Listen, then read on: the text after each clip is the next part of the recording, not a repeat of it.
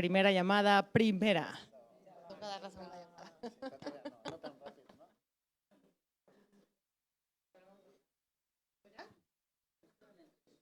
Bueno, pues como aquí el jefe de cómputo es el que me hace así, yo obedezco.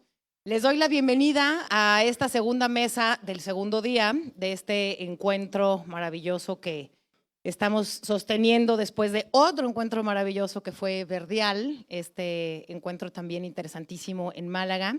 Desde luego, antes que nada, quiero empezar con un agradecimiento muy sincero por muchas razones y una felicitación especialmente a Fernando Iwasaki, a Jorge Volpi, a todo el equipo de esta Casa de México, muy especialmente a todo el equipo de Susana Pliego, por ahí está José Carlos, Pablo, etcétera, y el equipo de la UNAM España, desde luego a Jorge Volpi, a mi querido Diego Celorio, que me encanta que esté por aquí, Adriana, Pablo, ya te mencioné 2 veces, pero bueno, no importa, dobles agradecimientos. Y el segundo agradecimiento es justamente dedicar en un festival como este un espacio a esta literatura, que estamos aquí hablándola desde la literatura infantil y juvenil, a la cual a veces le decimos LIG, y no por un acto de condescendencia, ni por un acto de generosidad, sino por una urgencia, me parece, porque, y voy a empezar con una breve presentación de la mesa antes de presentarlos a ustedes, nada más quiero poner en el centro por qué este tema hoy aquí. El año pasado, en la primera edición de este festival, no hubo el tema de literatura infantil y juvenil, y decía yo, me parece fundamental porque por una parte, el criterio que quizá menos nos importa en el festival ha sido el criterio de ventas comerciales, que efectivamente posiciona en una potencia a la literatura infantil y juvenil. Y digo que eso no es lo importante porque ese es un asunto numérico, pero que cuando salimos allá afuera a las librerías y a las ferias internacionales sí pesa, sí importa el tema de literatura infantil en cuanto a comercio. Pero por otra parte, y justo le acabo de regalar a José Antonio este libro que se llama 55 biografías lectoras, la lectura al centro, que acabamos de sacar en la Dirección de Literatura y Fomento de la Lectura de la UNAM, donde estoy yo. Y este libro justamente habla de lo que es evidente para todos, pero que de pronto olvidamos, que la primera lectura o lo primero que nos hizo lectores, pues es la literatura infantil y juvenil. Una literatura que tiene un centro fundamental en la formación de los lectores, pero que tiene ciertos desdenes en universidades o en instancias, ahorita me va a decir José Antonio si me equivoco o no, pero que tiene ciertas marginalidades o periferias en el ámbito de la investigación universitaria. Entre escritores también a veces hay ciertas miradas marginales, voy a decir nada más, a los autores que se dedican solo a los libros para niños. Y en criterios de promoción a la lectura también hay un desencuentro de pronto en por qué queremos o por qué hay unas políticas nacionales y una gestión de políticas culturales a propósito de formar lectores, y cuando pensamos en eso pensamos en la infancia, ¿no? Entonces, ese es un poco el panorama.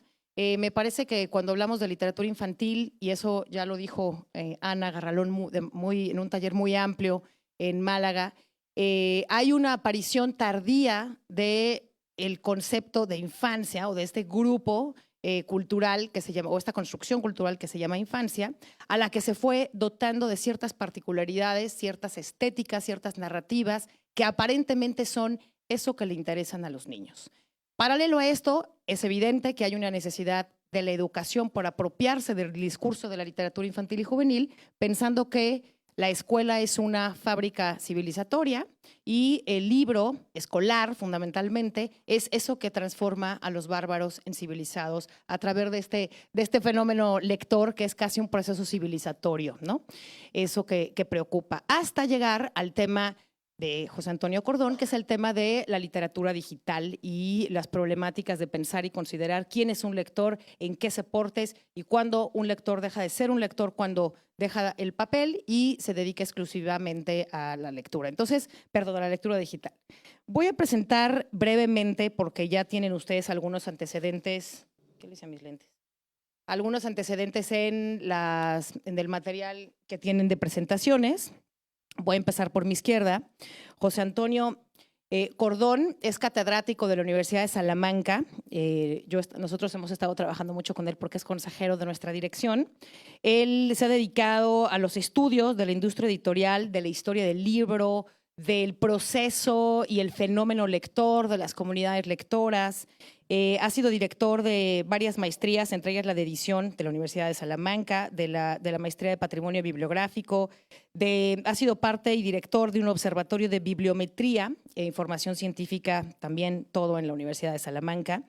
Es Premio Nacional de Investigación por una obra que nos debería importar a todos aquí, que es El ecosistema del libro electrónico universitario.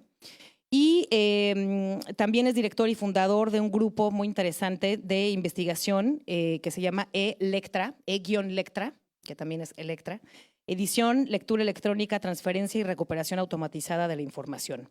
También tiene muchísimos proyectos y conferencias dictadas por todo en España y en todo el mundo sobre lectura digital. Hay varios de sus libros que podrán citar y que quizá podremos ir hablando. Uno particularmente llama la atención para efectos de esta charla, que es el de Harry Potter, los bestsellers y el caso de Harry Potter, lectura, fidelidad y adicción en la literatura de masas. Un concepto que estuvo hablando también Jorge Comensal en esa mesa en la que estuvo Rodrigo también Blanco hablando sobre si hay o no una adicción a la literatura. Luego, por allá, a mi derecha de hasta allá, está Ana Garralón, una madrileña que dice haber nacido en una casa sin libros, cosa extraña porque ahora yo no quiero ver no conozco su casa, pero imagino que uno se sienta en un banco de libros. Y ha hecho prácticamente todo lo que tiene que ver con la literatura infantil y juvenil. Ha hecho una historia sobre la literatura infantil y juvenil, se ha dedicado a promover la lectura, a formar mediadores, se ha dedicado a la traducción, ha sido librera también en numerosas ocasiones. Tiene un libro fantástico que les recomiendo que se llama Historia portátil de la literatura infantil y juvenil, publicada por la Universidad de Zaragoza. Es Premio Nacional de Fomento a la Lectura 2016, este premio otorgado por el Ministerio de Cultura, Educación y Deporte justo de acá de España.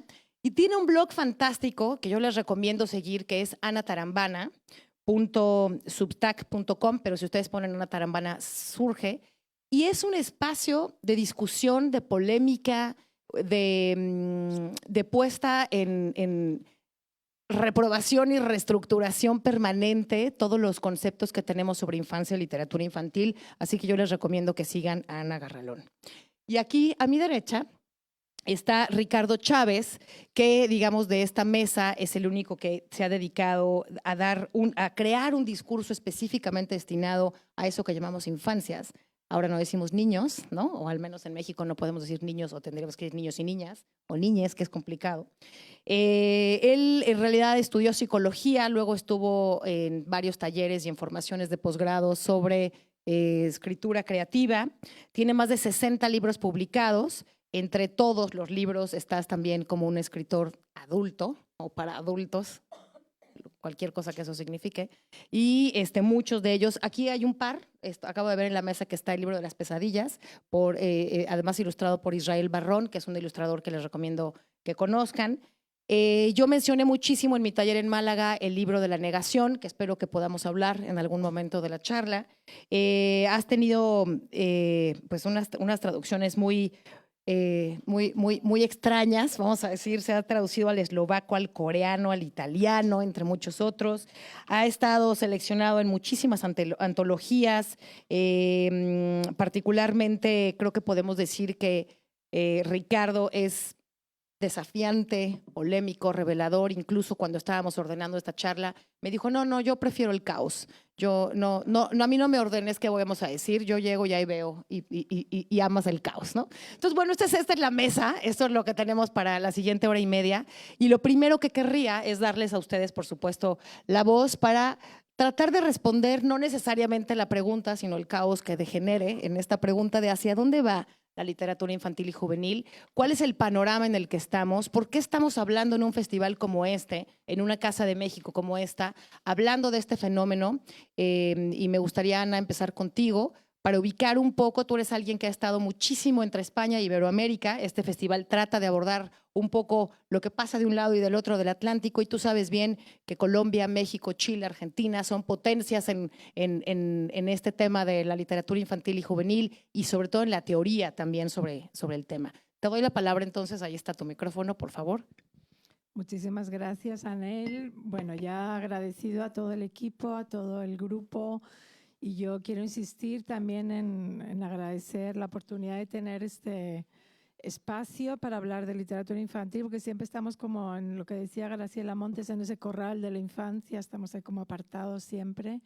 Así que es una oportunidad también de hablar de cuestiones que nos afectan y que también tienen mucho que ver con la literatura en general.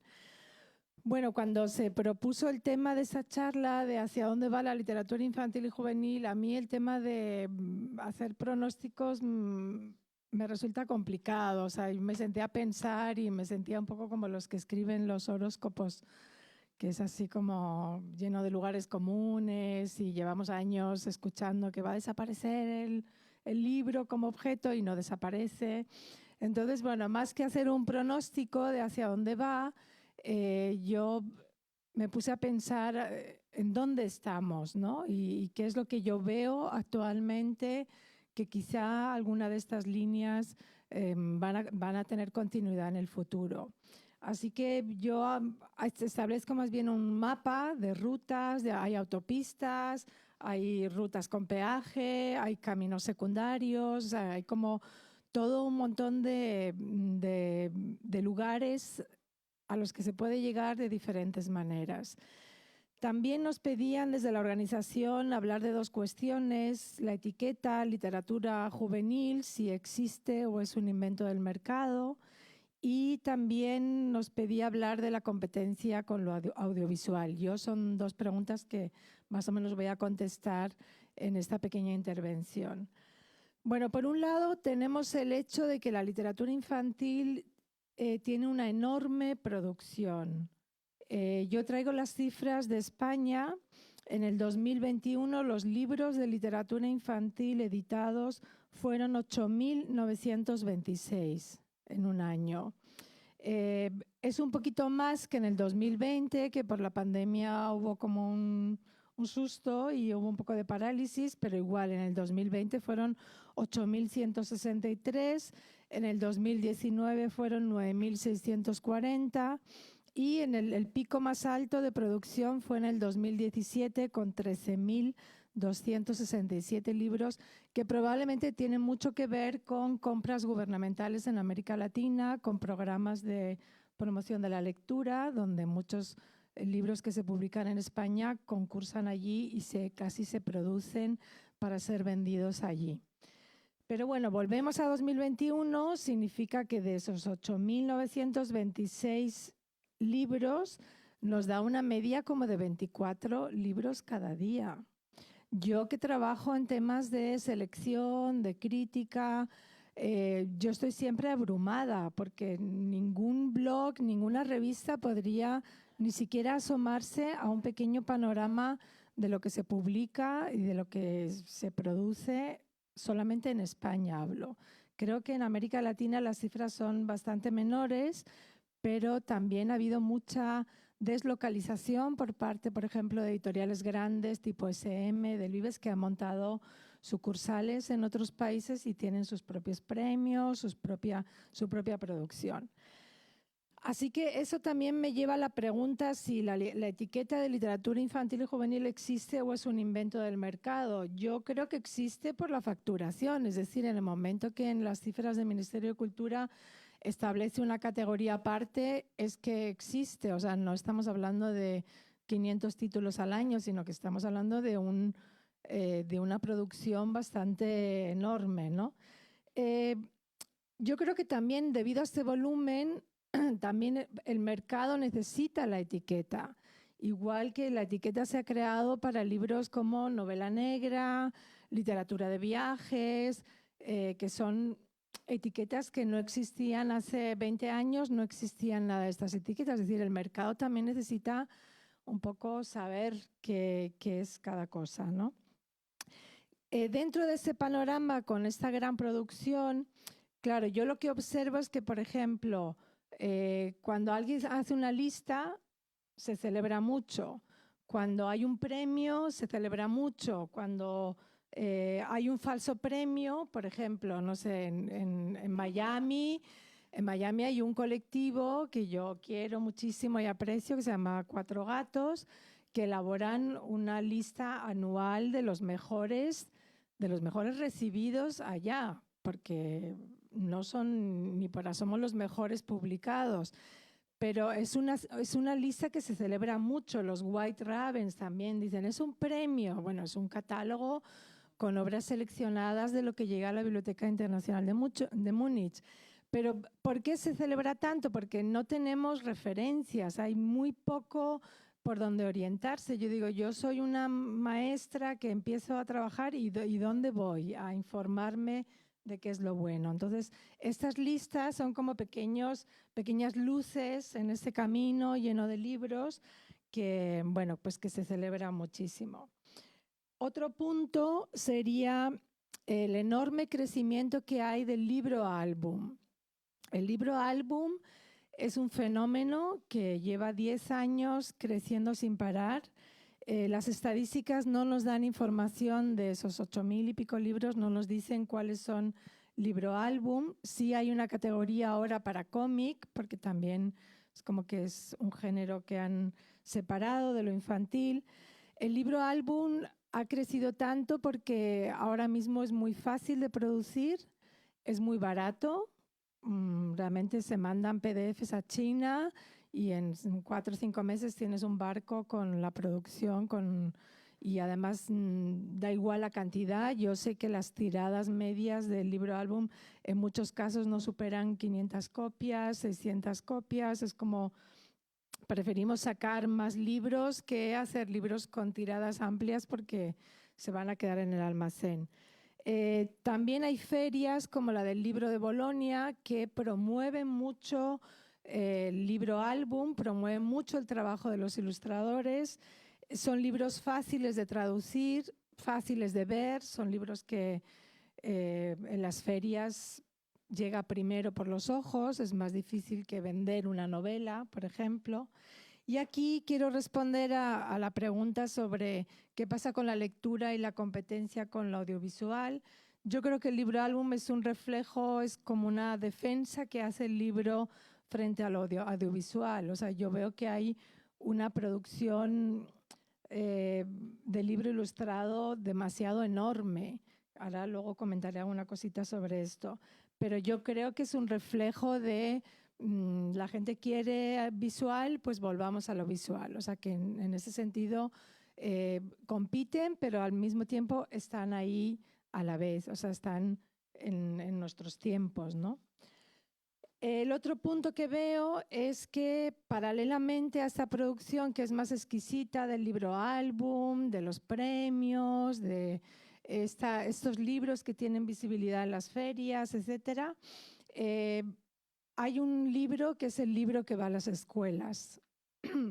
A las escuelas es muy raro que llegue el libro álbum, sino que van libros escritos y pensados para las escuelas. Yo no sé si Ricardo en algún momento tiene experiencia de esto. Es un tipo de libro que atiende una demanda, que es lo que la escuela pide, que sean libros educativos, o sea, son literarios, pero en el fondo están transmitiendo valores, tienen un mensaje. Es un tipo de libro muy popular, es un colectivo de autores que viven de las ventas porque van a las escuelas y forma parte del paquete de promoción. Y son libros que acusan, a mi manera de ver, como una repetición en formas y modelos narrativos, ¿no? Esto tiene también mucho que ver con que en las escuelas no hay una didáctica de la literatura. En muchas ocasiones estos libros lo que producen es que en la escuela se hacen unas manualidades, haces un dibujito, recortas algo y te lo llevas a casa, pero no hay un trabajo verdaderamente didáctico en cuanto a la literatura. No hay, digamos, como esa conversación alrededor de los libros. el cuarto punto es que yo observo un desapego muy grande a los libros canónicos, a los libros del canon. Si hoy preguntáramos cuál es una lista de literatura infantil canónica, la gente no sabría decir, porque imaginaos, cada año son 8.000 libros nuevos que están tapando a los antiguos y son como muy difíciles de resaltar. Entonces, ¿qué pasa? Que nadie lee ya estos clásicos de Peter Pan, Mark Twain, El Mago de Oz, La Isla del Tesoro, Alicia en el País de las Maravillas. O sea, yo pregunto cuando estoy trabajando con mediadores y como mucho leen alguna adaptación, pero no se leen los originales. Eso tiene que ver, el quinto punto, con ese crecimiento del álbum y ese desapego con los libros canónicos, que son libros que no siempre están ilustrados. Yo lo que observo es que hay una bajada muy grande de lo que es el nivel lingüístico y de la competencia de lectura. Hoy venía en El País una noticia, una página de un análisis de la famosa PRISA o PISA, que la competencia lectora ha bajado enormemente. En El País ponían a consecuencia de la pandemia, pero yo digo no, a consecuencia de que realmente se están leyendo libros que no tienen más de 100 palabras. Los libros álbumes no tienen más de 100 palabras. Es decir, en lugar de subir el nivel lector, ha bajado muchísimo. Se ve también en las universidades cuando uno habla con profesores, no sé si José Antonio nos puede contar cómo es, pero siempre se quejan de que hay mala comprensión de los textos, que la falta de vocabulario, etcétera, etcétera. Otro punto que a mí me inquieta es el abuso del libro utilitario. Son esos libros son libros para contar que viene un hermanito, son libros para dejar el chupete, son libros para trabajar las emociones. O sea, esto es una cosa que para mí es como una enfermedad social que hay ahora mismo, porque nadie va a una librería a decir, dame un buen libro de literatura. No, o sea, lo que piden es, mira, es que mi niño no se quiere abrigar y yo quiero un cuento que le enseñe que hay que abrigarse porque si no te constipas, ¿no? Entonces, no estoy exagerando, o sea, realmente es escandalosa la cantidad de demandas que hay, que para mí la más así extravagante es como un grupo de una asociación de gente con alopecia que pedía libros para niños con alopecia. Entonces, bueno, todo el mundo quiere un libro para algo, menos para leer y disfrutar y pasárselo bien. Y por último, yo diría que hay, y tiene que ver también con la mesa que acabamos de escuchar, hay una gran feminización en la mediación de la lectura. Yo cuando digo esto se me echan al cuello porque siempre es una sala llena de mujeres y dicen, bueno, para algunas que hacemos algo nos regañas, ¿no? O sea, no. Pero es una realidad. ¿Qué ocurre? Que estadísticamente a las mujeres, la estadística dice que nos gusta la ficción, que somos lectoras de ficción. Esto significa que como mediadoras de lectura, las mujeres promueven exclusivamente ficción y desatienden lo que es la no ficción. Estadísticamente también se sabe que a las niñas pequeñas les gusta la ficción y a los niños pequeños les gusta la no ficción, les gusta leer libros de dinosaurios, de cómo se construyen las cosas, de cómo se viaja a la luna. Entonces hay un discurso que es, no eres lector porque no lees ficción. Y aparte de que hay una ausencia de modelos masculinos referentes en cuanto a la lectura, siempre son femeninos. Entonces, esto tiene también mucho que ver con esa separación de la que se ha hablado en la mesa anterior de la ciencia y la literatura. Yo creo que es algo que comienza en la escuela y comienza de esa manera. Los libros de no ficción son para trabajar, hacer los deberes, las tareas, y la literatura es cuando eres de verdad un lector. Entonces creo que aquí también hay una cuestión que empieza en la escuela y que hay que también corregir, ¿no? O pensar en ello.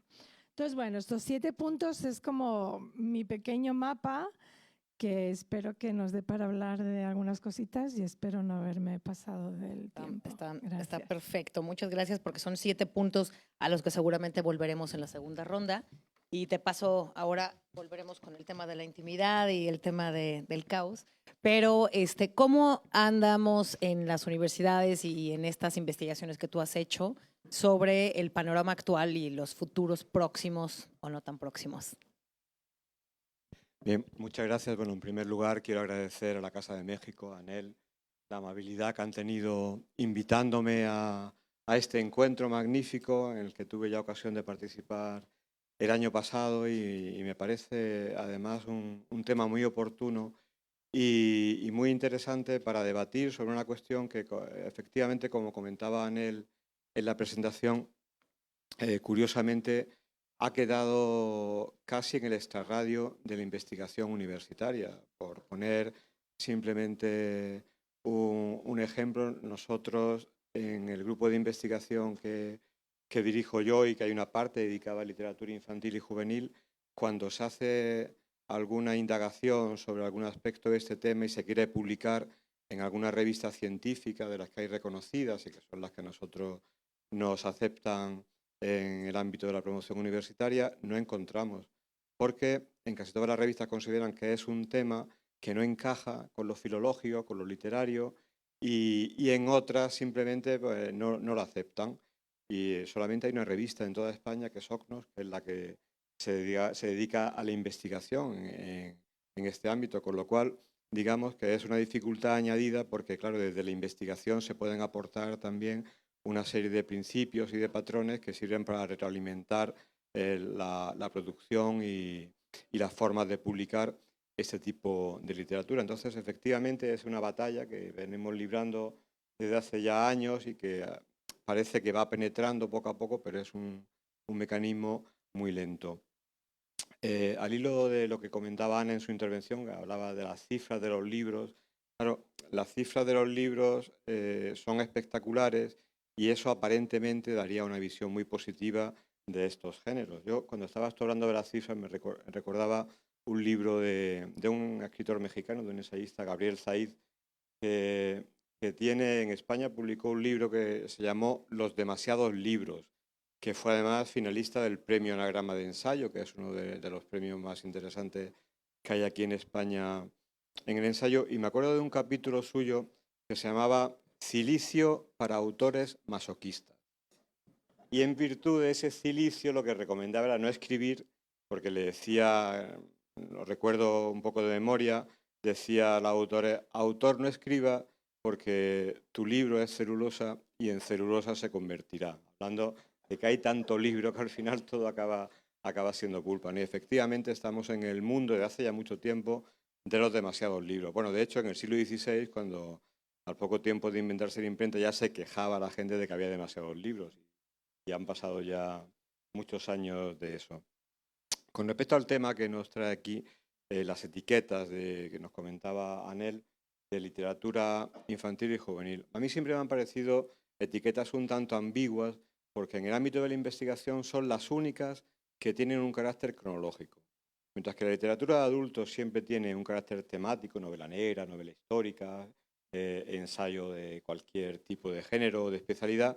Sin embargo, aquí nos movemos en una división estrictamente cronológica, que nos obliga a decidir hasta dónde llega la infancia, que es siempre un motivo de discusión en todos los sitios donde yo participo, dónde empieza la juventud y dónde acaba la juventud, porque el criterio demográfico influye en el término de juventud. Y ahora, por ejemplo, en las clasificaciones de listas más vendidas aparece juventud, pero también está el género de young adult, de jóvenes adultos. ¿Qué es un joven adulto?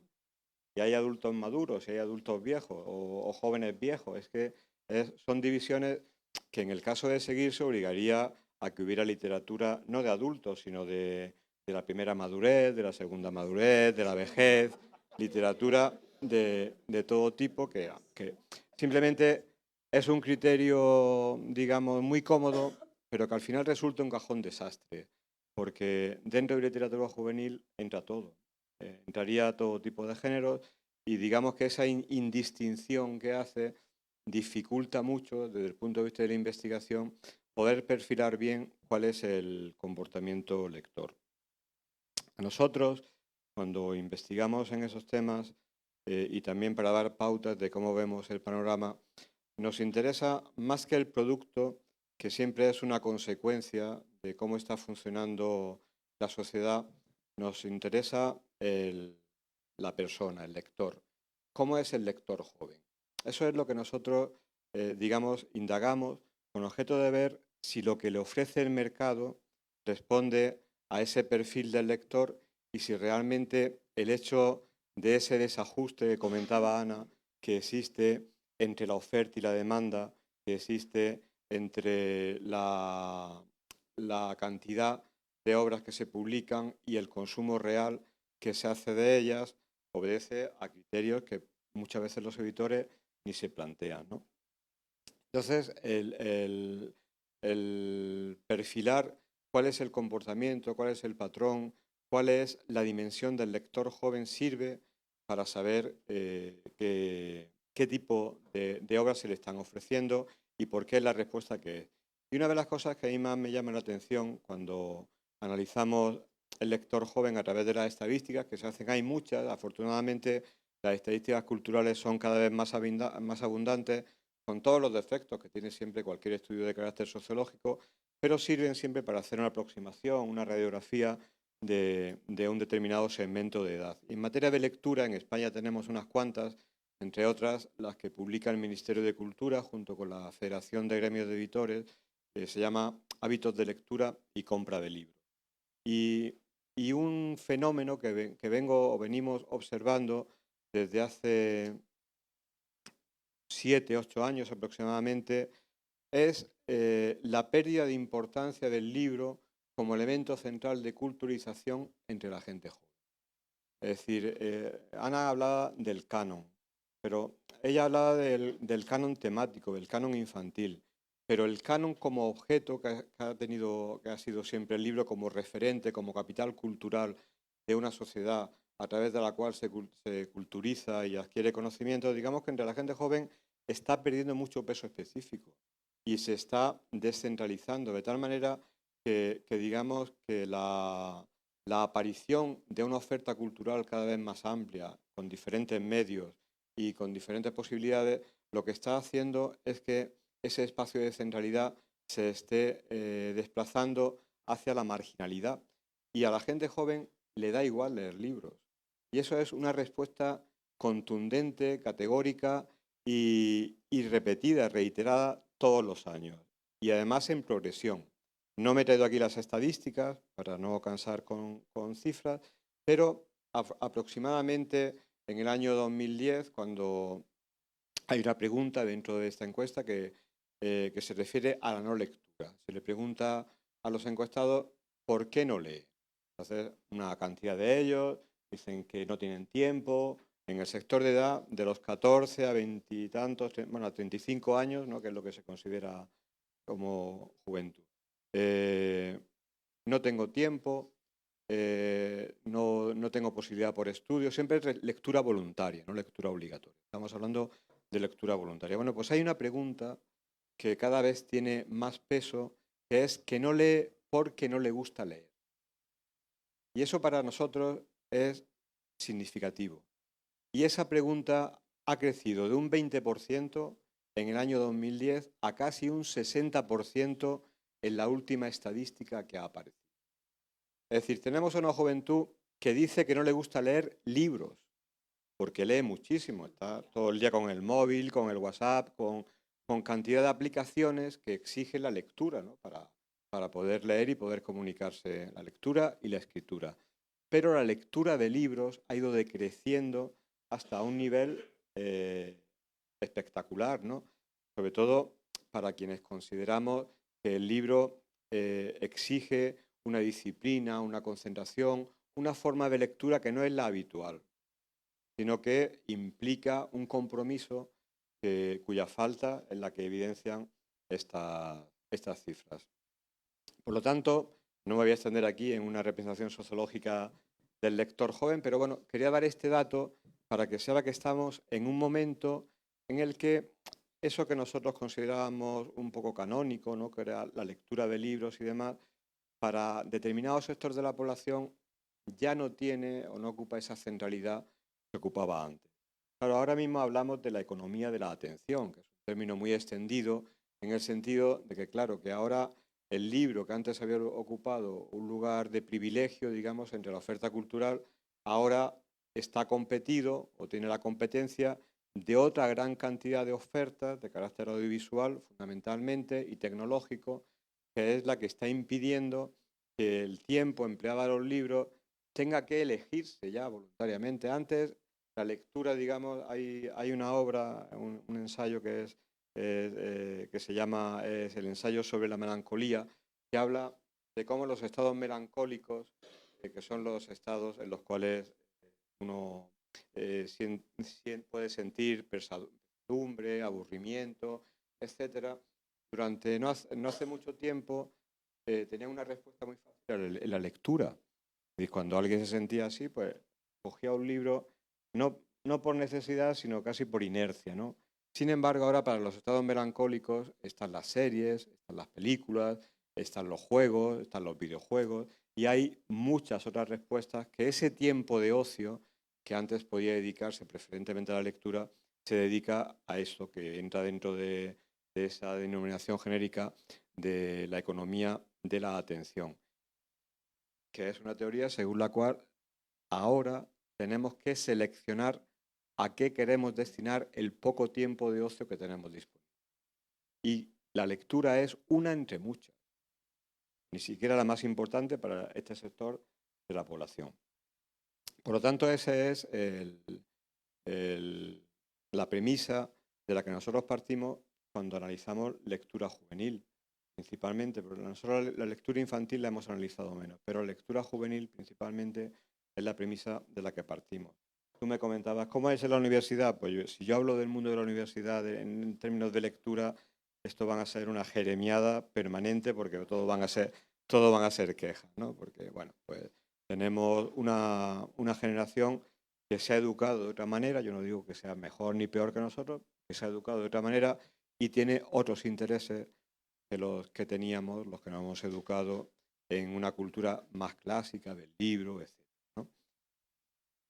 ¿Por dónde van ahora los derroteros de la lectura infantil y juvenil? Al menos lo que nosotros hemos analizado desde el punto de vista de la investigación. Desde el año 2010 aproximadamente ha habido un cambio radical en todas las formas de lectura, que es la aparición de la lectura digital.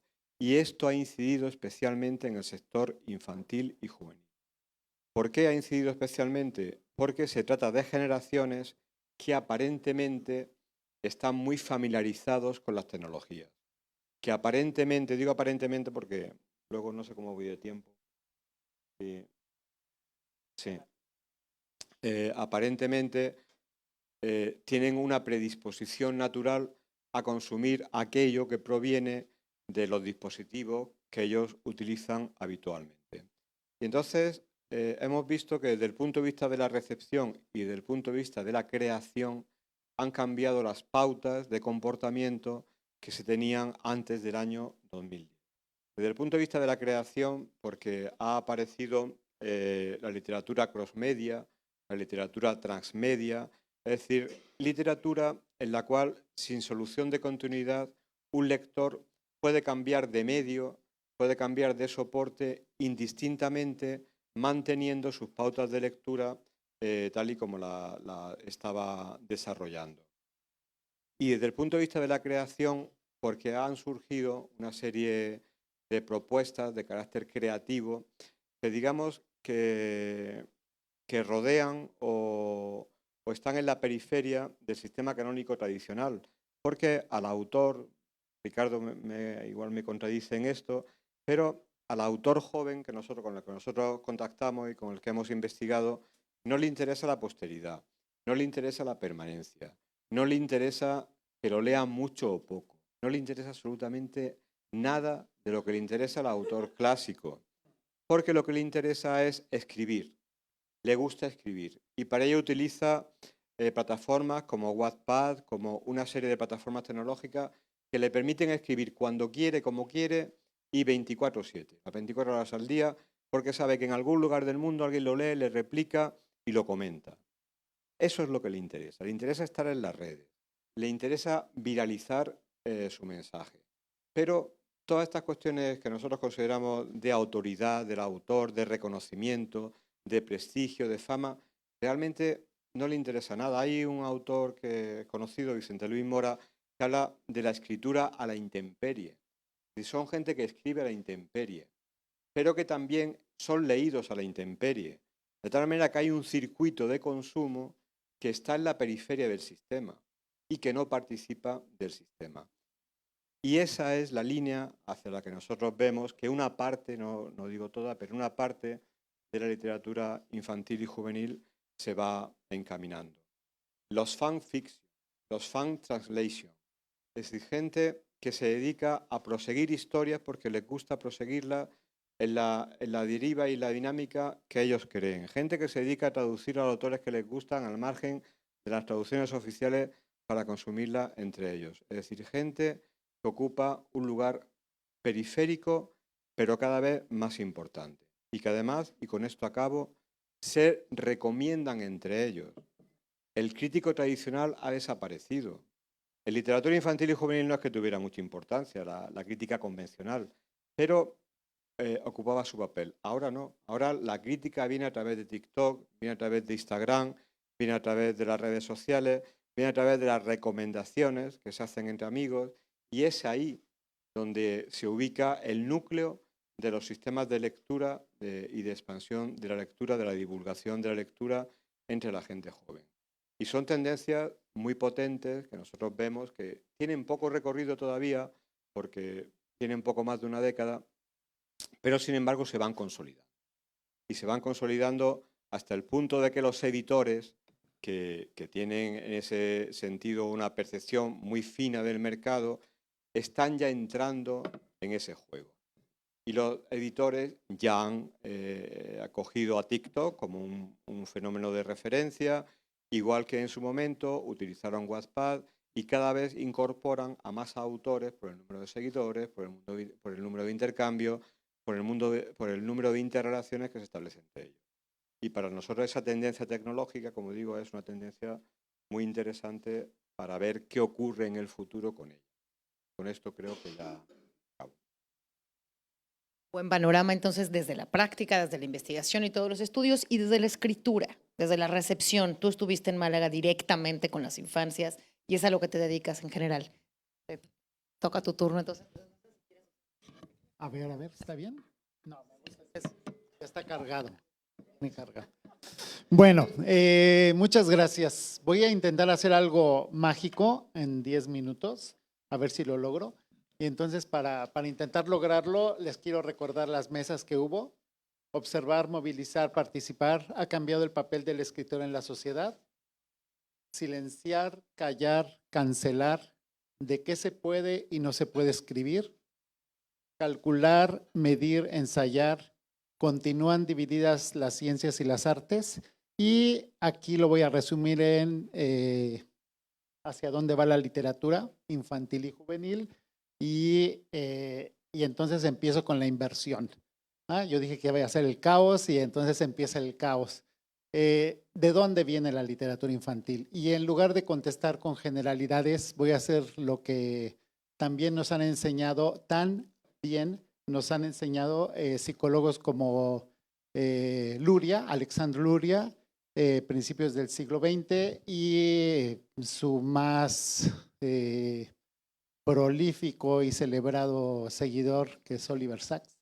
Y entonces lo que yo voy a hacer es el acercamiento inductivo para usar términos científicos y lo que voy a hacer es hablar de mí. O sea, todo eso para decir, voy a hablar de mí, me voy a poner como caso y lo que quiero es que a través de la historia de Ricardo amarremos muchísimos temas, pero además entendamos por qué lo de la literatura infantil desde el punto de vista de cierta aproximación que tiene que ver con lo íntimo.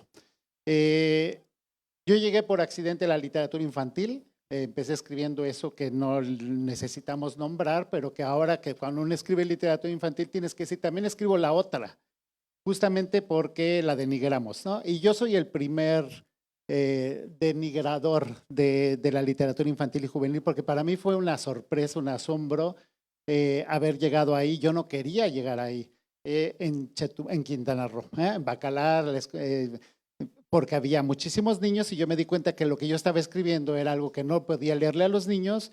Nos habían organizado una velada y entonces dije, ¿qué hago? Y entonces inventé una historia, salió así rapidísimo y me asusté de lo fácil que era escribir literatura infantil para mí.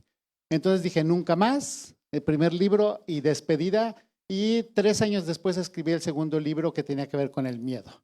Y entonces cuando llegué a Miedo, el mundo de al lado, que Pedro desde ahí me dijo, Ricardo, olvídate de la literatura otra y escribe literatura infantil, te va a pasar como a Conan Doyle, gracias. Lo que no valoras es lo que te va a traer, por ejemplo, hoy aquí. Y nada, pues escribí Miedo, el mundo de al lado, que tiene que ver con el miedo, los niños y demás.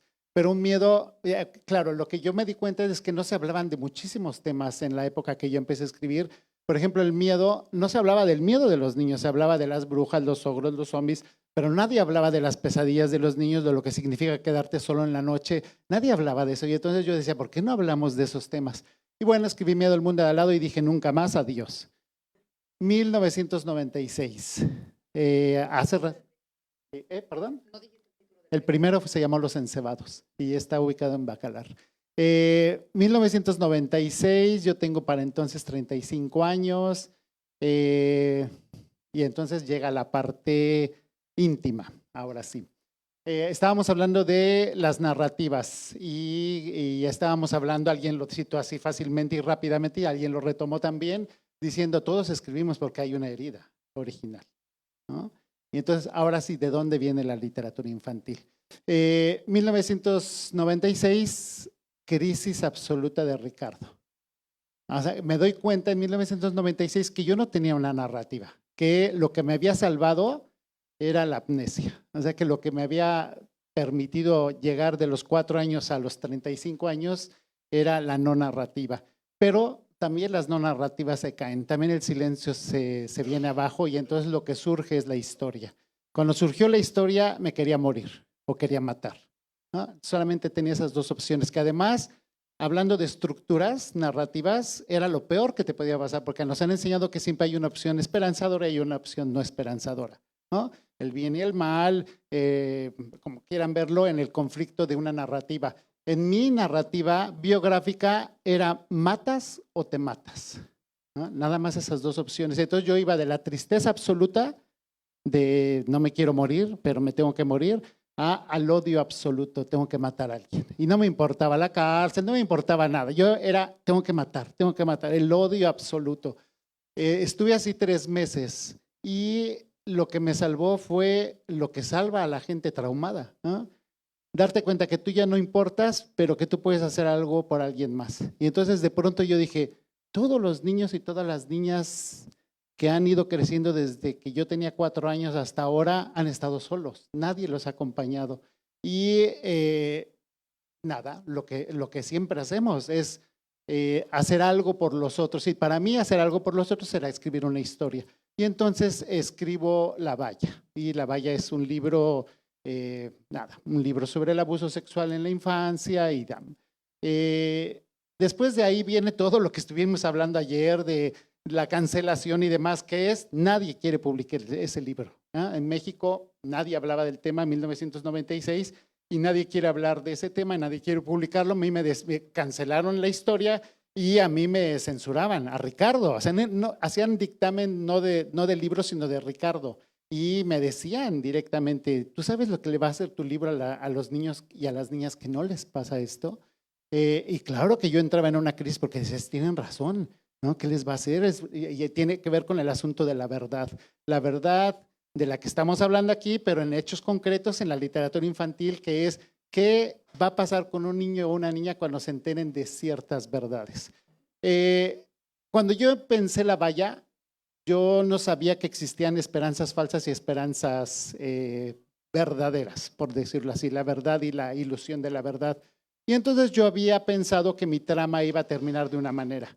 Cuando iba a la mitad del libro, mi trama se desvaneció porque me di cuenta de que yo estaba falseando, que lo que yo proponía como la posibilidad de la esperanza no era. Y entonces entré en una crisis con ese libro. Y me di cuenta que si yo quería dar una esperanza, la tenía que encontrar de verdad.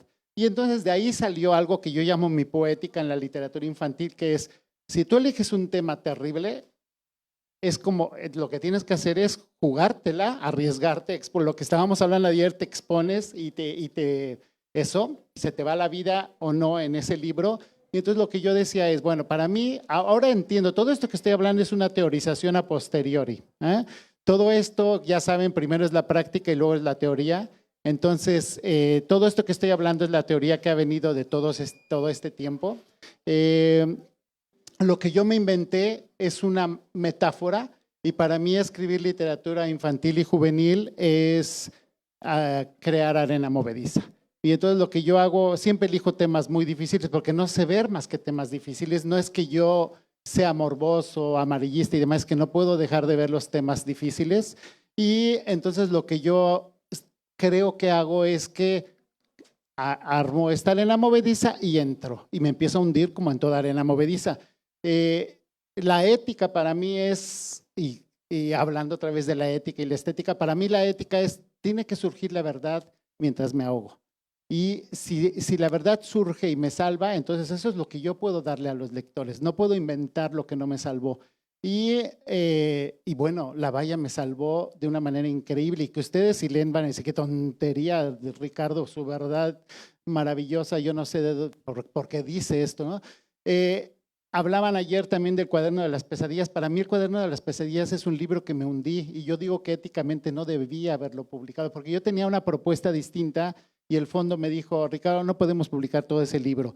Vamos a extraer 5 cuentos y los vamos a meter en un libro, 10 cuentos. Y yo tuve que haber dicho que no, porque cuando los sacaron esos 10 cuentos del libro, ya hicieron un libro distinto. Y ese libro distinto no tiene red. Entonces, me hablaban ayer de los niños aterrados con este libro y al mismo tiempo los niños enamorados del terror, porque es verdad que te enamoras, pero yo creo que ese libro no debió haber sido publicado por esto que les digo, porque la esperanza estaba en todo el libro, no en esos 10 cuentos. Pero bueno, lo último para cerrar, el libro se publica después de mucho tiempo, se publica en España, se hace una coedición en México, sale en México y en el 2005 voy a una reunión como esta, pero de promotores de lectura, y entonces una mujer se levanta la mano y me dice, Ricardo, tú escribiste La Valla, ¿verdad? Y yo le dije que sí, y me dijo, pues te quiero dar un regalo. Y me contó una historia de cómo este libro salvó a una chica, quiere decir que la vio y dijo, se parece a la personaje de La Valla. Le dio como sin querer el libro, mira, estoy leyendo eso, pero no haciendo hincapié ni que leyera, ¿no? Para que la chica pudiera acercarse al libro y demás. Se fue el fin de semana, regresó y el lunes dijo, es que están abusando de mí, mi padrastro y el hermano del padrastro. Y la separaron de la familia y demás. Yo cuando me contó esa historia estaba feliz porque yo decía, esto es lo que yo quería que hiciera un libro, que cambiara una historia. Después me di cuenta de que hay historias que no tienen final feliz porque qué pasó con su familia, hermanos y demás. Pero bueno, toda esta historia que les cuento es para decirles por qué escribo literatura infantil. Yo creo que los niños estamos muy abandonados y hablo en presente de estamos, porque ahora yo estoy muy ocupado y preocupado en que escribamos a nuestra niñez, porque yo creo que los adultos somos terribles cuando interpretamos nuestra niñez y siempre nos reímos de ella y nos burlamos de nuestros primeros años. Y yo creo que hay un problema muy grande en cómo nos dirigimos hacia nosotros. Así que sí creo que estamos muy abandonados todavía. Creo que los niños están muy abandonados. Creo que la literatura lo que tiene que hacer es acompañar, como ayer decían, acompañar ante los temas que preferiríamos que no existieran, pero existen. Y entonces si los dejamos solos con ciertos temas, es terrible para el niño, o para el niño y para la niña. Y entonces lo que hacemos los escritores es elaborar de alguna manera esos temas para intentar darles, en este caso, la literatura infantil y juvenil es muy fácil, porque siempre decimos esperanza, tienes que dejar una puerta abierta, una ventana, que haya luz, algo. Y yo creo que lo más difícil entonces para quienes nos dedicamos a la literatura infantil y juvenil es aceptar, y esta es otra teoría, que la narrativa habla del mal y que entonces tú vas a dar noticia de lo que es el ser humano y de lo que es el mundo humano. Pero como la narrativa lo que habla bien es el mal, entonces tú vas a hablar del mal. O sea que vas a hablar del mal del mundo y vas a hablar del mal del ser humano. Y lo difícil es hacerlo bien. ¿Qué significa hacerlo bien? Significa extraer algo del mal que dé esperanza, ¿no? Yo diría que la estética viene como consecuencia de la ética. Yo sí creo que en el caso de la literatura infantil y juvenil, obviamente está en juego una vida, una percepción, una cosmovisión y tu literatura va a afectar de alguna manera mínima, pero va a afectar. Gracias.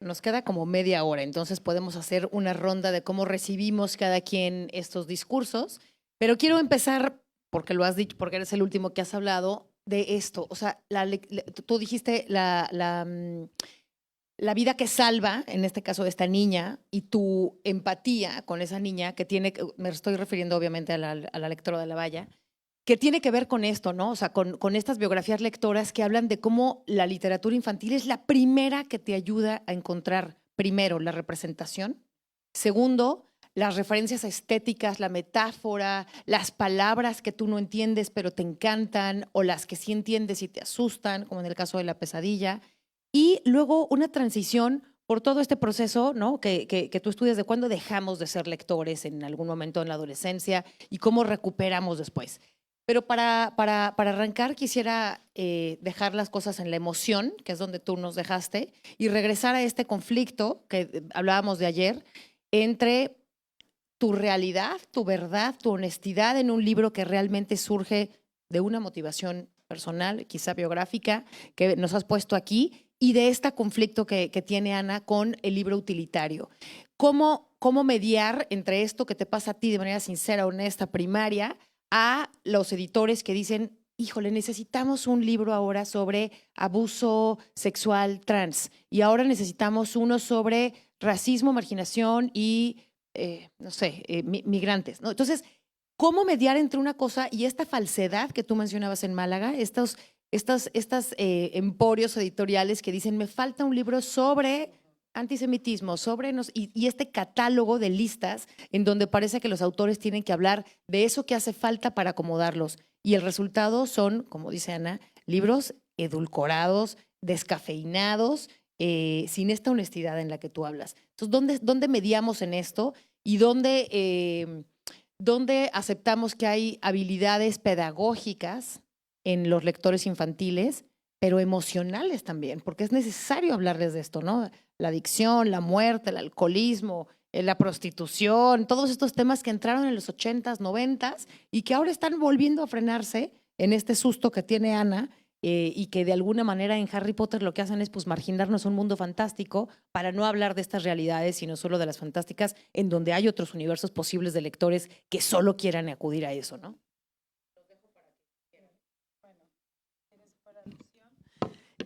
Bueno, muchas gracias, Ricardo. Ha sido muy... Bueno, porque normalmente no tenemos así la oportunidad de hablar con los autores. Yo, en la medida en que puedo, los evito. Porque eso me compromete, porque de repente es como tu libro no me interesó nada, qué horror, y tengo que hablar contigo. Bueno, pero yo creo que hay dos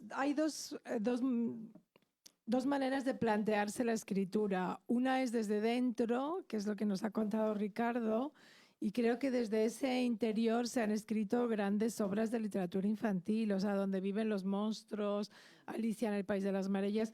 Son libros que si uno lee algo de los autores ve que realmente son obras que han surgido de muy dentro. Por supuesto, no toda la literatura infantil es trágica, aunque en muchas ocasiones también hay modas de mediadores que dicen enseñémosles ya cómo es el mundo y les damos ahí todo el drama y nosotros vamos a bailar a TikTok mientras tanto y ellos están ahí tragándose todo eso. Yo creo que estos libros que salen del alma son muy pocos, o sea, hay otras motivaciones para escribir, que son las lúdicas, las poéticas, las estéticas, las de la fantasía, etcétera, etcétera. Entonces, yo creo que ese punto de partida es muy interesante y además son un tipo de libros donde hay mucho enigma, es decir, no son libros que dicen vamos a hablar de esto y bam, bam, bam, bam, sino que hay cosas que unos ven y otros no ven, porque son libros muy abiertos que tienen un terreno, esas aguas movedizas, ¿no? Que tú dices, vale, uno se hunde, pero otro no, porque no lo ve. Para mí el problema es el que escribe a petición del mercado, el que lee una noticia en prensa y dice, voy a escribir algo sobre esto porque está de moda y el cambio climático, pues vamos a escribir que el mundo se acaba. Ahí es cuando realmente no hay un alma de quien escribe, o sea, esos libros se perciben perfectamente porque son hechos al vapor y son con fórmulas muy estereotipadas, son libros que uno ve como de, vale, que el autor no ha echado nada de sí mismo, sino que simplemente ha escrito porque ha leído algo en el periódico o porque, por ejemplo, ocurre mucho en España que hay autores que hacen el circuito escolar y en la escuela ya les dicen, no, esto sí, esto tal, queremos más de esto. Y van como amoldando su manera de escribir, o sea, en ese sentido se consideran profesionales de la escritura, es decir, vale, yo te hago un libro sobre esto y lo hacen. Entonces yo ahí sí que veo como el quiebre, ¿no? Es decir, una cosa es lo que sale de ti, que efectivamente es un libro que te cuesta mucho trabajo escribir, que tardas tiempo en escribirlo, que tardas tiempo en encontrar un editor, y otra cosa son estos productos de autores que de repente ves que han publicado 30 libros en un año y uno sobre el bullying y otro sobre los trans y ahora sobre los temas de moda. Entonces yo creo que sí que hay diferencias. Sí. A mí también me ha interesado mucho lo que has comentado porque, en cierto modo, lo que demuestra es el axioma de que hay buenos libros, pero incluso los malos libros pueden ser también buenos libros. Decía un investigador que no hay malos libros, sino malas lecturas, ¿no? Entonces, a mí, de lo que habéis comentado, Ana y tú, una de las cuestiones que me preocupan es cómo llegan los buenos libros a los lectores y sobre todo cómo puede un lector apreciar que eso es un buen libro. Porque claro, el problema no es que un libro se escriba desde la emoción, se escriba desde la experiencia, se escriba con un fin catártico que pueda también extrapolarse a otra gente, como el ejemplo que tú has puesto, ¿no? Sino el hecho de que el lector realmente aprecie que eso es una experiencia que merece ser leída y que sobre todo que pueda asimilarla. Porque el problema de la lectura, que se refería Ana anteriormente a esta encuesta que se ha hecho, ¿no?, del PIR, que hablaba de que la comprensión lectora había bajado como consecuencia de la pandemia en varios puntos en todos los países de Europa. El problema está en la comprensión y en la interpretación. Sabemos que cada lector hace una interpretación distinta de una obra y que los niveles de comprensión también varían considerablemente. Y por eso creo que justamente en este sector de edad, en el que por una parte, en la parte infantil creamos lectores, en la parte juvenil intentamos mantenerlos, ¿no?, o recuperarlos, pues para los que han abandonado, es muy importante la función de la mediación. La mediación, que digamos en la lectura adulta es menos importante, en este sector es imprescindible y es fundamental. Nosotros, en algunas de las experiencias que hemos tenido de mediación con participación de autores y con dinamizadores que se encargaban un poco de alimentar y de estimular esa lectura más profunda, esa lectura más empática, ¿no?, que se puede hacer de una obra, hemos visto que los resultados siempre son bastante eficientes. Porque el problema que se nos plantea es que el lector joven que nosotros analizamos es un lector superficial. es un lector que está acostumbrado a deslizarse por la interpretación más superflua de la obra, pero no profundiza en los temas. No tiene capacidad de conectar, ¿no?, con otros universos, no tiene capacidad de ver horizontalmente los aspectos que se están tratando en la obra.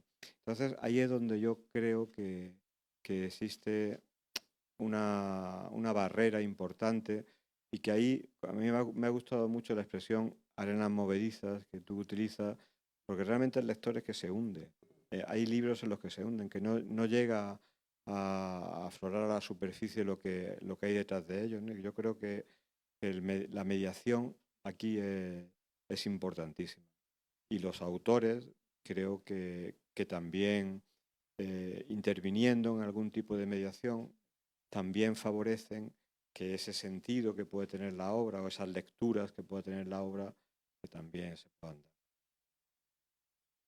Quiero volver al tema de la arena movediza. En la mesa anterior hablábamos de si la ciencia y el arte tienen un sentido de realidad y una intención similar, y un poco en esa discusión. Creo que la literatura infantil, y hablando de la figura del mediador, tiene una característica que todos reconocemos, esa particularidad que hay alguien que media, de ahí la palabra del mediador, entre el libro y el lector. Es decir, hay casi siempre una familia, un maestro, un regalo, alguien que decide por el niño o la niña quién y qué va a leer, ¿no? Y en tu caso, ayer estaba por aquí Javier Hinojosa, ¿no?, el fotógrafo, y pensé en su hermano, en Pancho Hinojosa, y este libro increíble que tardó 9 años en editarse, ya todos sabemos un poco la historia de la peor señora del mundo, este cuento de una mamá que es la peor señora del mundo. Sí, es la peor porque le echa limón al ojo de sus hijos, les da de comer croquetas, los pellizca, los hace llorar. O sea, es un poco la negación. Y se tardó 9 años en publicarlo porque finalmente es la historia de la revelación, de la revelación de los niños ante la autoridad, en este caso de la mamá, pero la mamá es también un emblema del poder y la autoridad en general, y cómo las editoriales se frenan, ¿no?, a veces en ese tipo de, y a mí me gustaría mucho conocer el proceso de edición de tu libro, la reacción de los padres de familia y otros mediadores, justamente, que tienen, y lo dijo Ana, y yo siempre me preocupa muchísimo, esta idea de que el libro tiene que construir educativamente, esta idea absolutamente del Emilio directo, ¿no?, de Rousseau, de Charles Perrault, de poner una moraleja, y esta palabra tan irritante que se ponía en otra tinta, incluso en rojo, para recordar que la moral de la lectura se derivaba y se concluía en un mensaje específico. Entonces, ¿qué hacemos con una literatura infantil que ahora sabemos que querríamos despojarla de moralejas y de encontrar con estas reacciones emocionales internas y esos procesos emocionales y científicos, intelectuales, internos? No importa si lees sobre trilobites o sobre efectos como el que tú acabas de decir en esta arena movediza. ¿Por qué no nos platicas un poco del proceso editorial y de la recepción en estos ámbitos de mediadores? Asume tus riesgos, sufre tus consecuencias. Yo creo que en mi caso ha sido olvidarme de lo que no estaba en mis manos alcanzar, que también lo dijeron ayer. Lo que nosotros podemos hacer y lo que ya no le podemos pedir a un libro, porque ya no tiene que ver con nosotros y con el libro, sino con el mercado. Por eso me va como me va. Eso es el resumen, ¿no?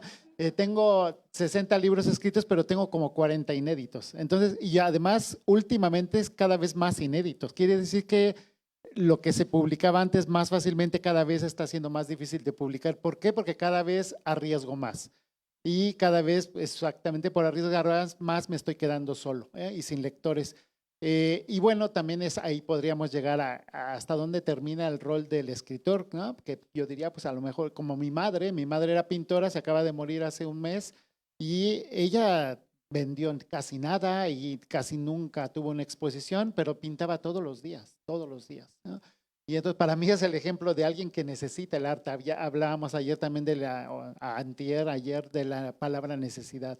Y yo creo que yo soy un artista, un escritor de la necesidad, tengo que escribir, no puedo dejar de hacerlo, entonces yo estoy satisfecho simplemente por poder escribir. Claro que me gustaría que se leyera, pero yo nunca escribo pensando en nada de esto que estamos hablando, ¿no? Nunca estoy pensando en las categorías, nunca estoy pensando en quién lo va a leer ni qué editorial.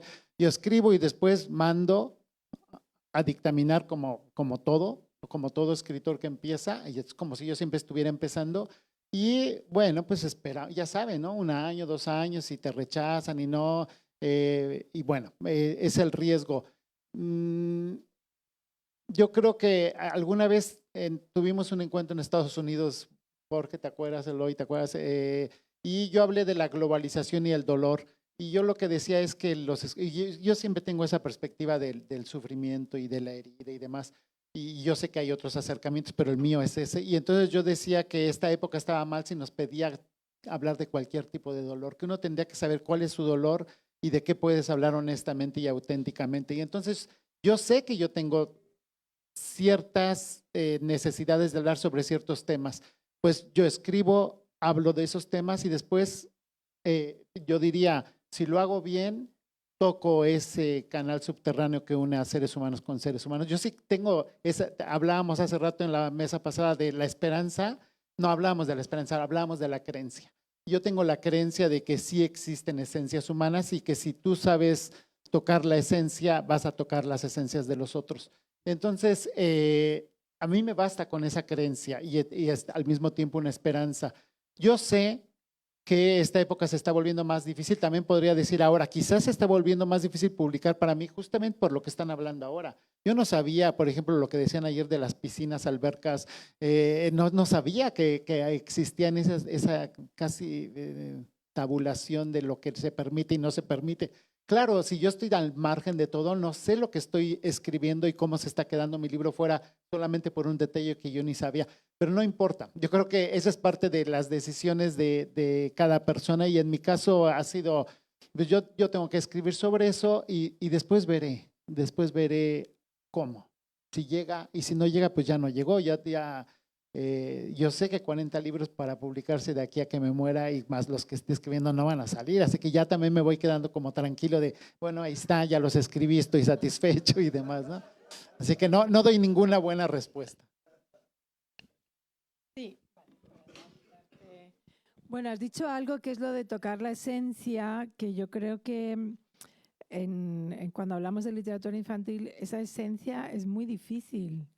O sea, escribir para adultos, hay unos juegos lingüísticos y hay unas cuestiones literarias que en infantil es más difícil porque hay una restricción de vocabulario, de temas, de personajes, de diálogos, hay como que saber llegar a esa esencia muy bien.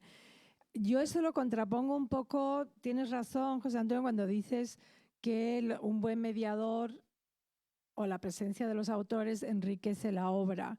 Pero yo también soy de la opinión que los libros tienen que hablar por sí mismos. Y si un libro no te tocó, no importa si tienes 7 o 70 años, no te tocó. Y lo vemos, que hay niños que les leen en su casa y piden una y otra vez la misma historia porque algo les ha tocado. Eso no significa que sepan expresar el por qué. No tienen esa capacidad de expresar por qué les ha tocado algo y a veces no se puede decir. Pero yo creo que el trabajo de mediación tiene que ser intentar conseguir un número muy grande de libros que te tocan. Lo que yo veo es que la escuela se banaliza mucho la lectura porque se ofrecen libros que no tocan para nada, entonces tiene que ir el autor a hacer un poco el show y a dinamizar, etcétera. Y cuando termina la escuela no ven la lectura necesaria porque no ha caído en sus manos un libro que les toque. Yo tengo muchas anécdotas de papás y de madres que están en mi sector, que son narradores orales, que de repente llega el hijo o la hija con un libro de la biblioteca y el padre llama a la escuela y dice, mi hijo no va a leer los libros que recomiendan en la escuela, porque yo tengo un criterio que para mí es superior a esta recomendación. Entonces hay mucha lectura tonta, banal, que no te marca. Y claro, no tienes esa necesidad de leer. Entre los mensajes y las fichas que hay que hacer después de leer y la obligación de leer libros que no te interesan, pues yo creo que sí, que llegamos a los 12 años y claro que no quieren leer más, ¿no? Y recuerdo una anécdota, bueno, Fernando Savater tiene un libro delicioso que dedicó a los clásicos y él habla de Guillermo Brown y dice, bueno, a mí, dice, los libros no deberían enseñar nada, ¿no? Y dice, pero bueno, a mí Guillermo Brown me enseñó a escribir con tinta invisible. Dice, y ese fue un gran aprendizaje en mi vida, ¿no? O sea, era como una ironía sobre qué esperamos de los libros y qué nos dan y con qué nos quedamos. O sea, hay un terreno ahí de la interpretación, de la necesidad, del azar, que a veces yo creo que en la literatura infantil se niega mucho el azar, ¿no? Definitivamente. Voy a dar la palabra al público, pero solo quiero recapitular que me da mucha emoción saber que creo que ha sido interesante esta mesa, que está siendo interesante reivindicar el lugar de estos espacios. Ya sé que ya lo dije, pero no quiero volver a dejar de subrayarlo todas las veces que sea necesario. Sí es importante y fundamental hablar en ese tipo de encuentros de literatura infantil y juvenil. Es la puerta de la lectura, es la puerta del universo comercial, es el punto específico en donde nos podemos deslindar de la lectura por obligación, que es este régimen autoritario de las escuelas pensando en que el libro es la herramienta única concebible de la transmisión del conocimiento, superior a las otras, ¿no? Porque siempre estamos pensando que es superior al video y superior a otras pedagogías del conocimiento, otras fórmulas, y el placer por la lectura, que por lo menos en mi país es un conflicto a nivel gubernamental y política cultural. No voy a entrar en ese tema, lo prometo, pero es patético pensar, ¿no?, en que la literatura tiene cualquier otra función que la del placer, que es la que defenderíamos en todo caso. Eloy Urroz tiene una pregunta por allá. María José. Bueno, está muy interesante. Yo soy compañera de José Antonio Cordón. Creo que tú estás en didáctica en la Universidad de Salamanca. Yo estoy en literatura española e hispanoamericana, pero imparto clases en educación primaria e infantil en grado. Y, por supuesto, me sirvieron muchísimo tanto los libros de Ana Garralón, La historia portátil es fundamental, como su blog Ana Tarambana, sobre todo esa época en la que empezaste a establecer como cánones en diferentes países iberoamericanos. Te lo agradezco muchísimo, fue una herramienta muy valiosa. Y, bueno, un poco ahondando en algo que habéis ya comentado, me interesaría saber hasta qué punto consideráis que los libros álbumes, los álbumes ilustrados, pueden transmitir temas transversales, valores cívicos, democráticos, ciudadanos. Yo publiqué una guía que se llama Guía Libertaria de Lecturas para Niños y entendiendo libertario pues como guiño anarquista, pero también como libertad, imaginación en sentido amplio. Creo, esa es mi opinión y me gustaría conocer la vuestra, que cuando esos libros tienen vuelo poético, cuando son creativos, cuando hay imaginación, cuando, digamos, estos temas que pueden ser la discapacidad, el respeto al medio ambiente, la igualdad de género, la diversidad afectivo-sexual, se introducen de una manera natural. Y pongo un ejemplo, Luces en el canal, el premio Barco de Vapor que escribió David Fernández Cifres, es un libro que tiene todos los temas transversales y conversando con él me decía que ni lo pensó, que le fue saliendo un niño discapacitado, una familia monoparental, una diferencia de clase social entre los personajes. Bueno, esos son los que creo que me interesan, los que tienen autenticidad y no se convierten en productos, ¿no?, o en series o en marcas, libros sobre las emociones, ¿no? Hay mucho de este libro utilitario también para temas complejos como el bullying, como el acoso, ¿no?, y demás.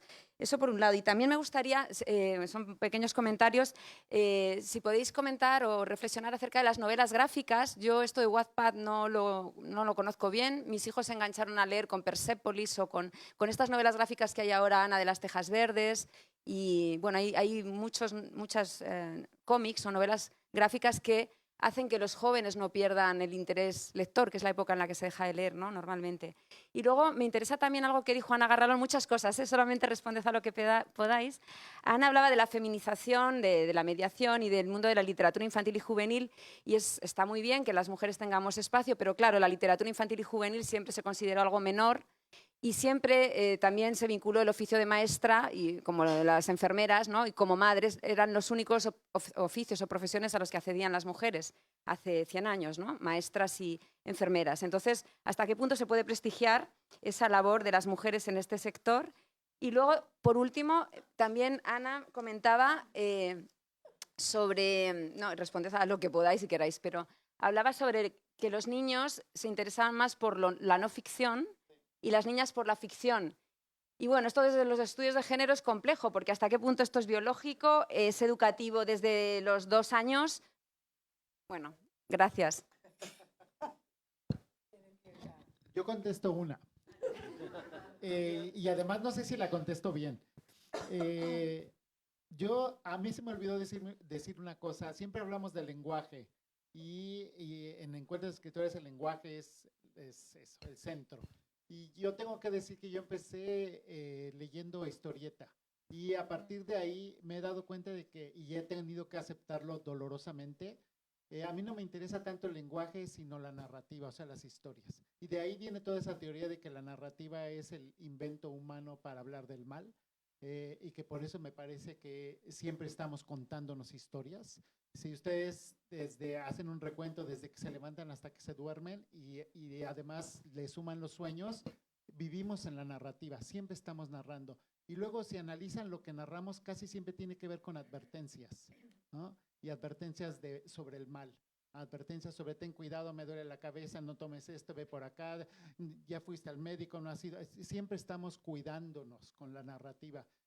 Así que esto no iba a decirlo, pero no me parece tan preocupante que las escuelas se den cuenta que faltan temas de advertir, de lanzar la advertencia. Creo que el problema es que lo pidan indistintamente a cualquier persona. Creo que deberíamos de saber quiénes podemos escribir sobre qué temas. Pero bueno, eso no iba a decir. Lo que iba a decir entonces es que no me preocupa tanto los caminos para llegar a las historias. Así que para mí es lo mismo, en ese sentido de las historias, es lo mismo una serie, una película, una novela gráfica, una historieta. Creo, como todos los que estamos aquí, que el pasar lentamente por las palabras da algo extra y es muy profundo y que por eso preferimos los libros.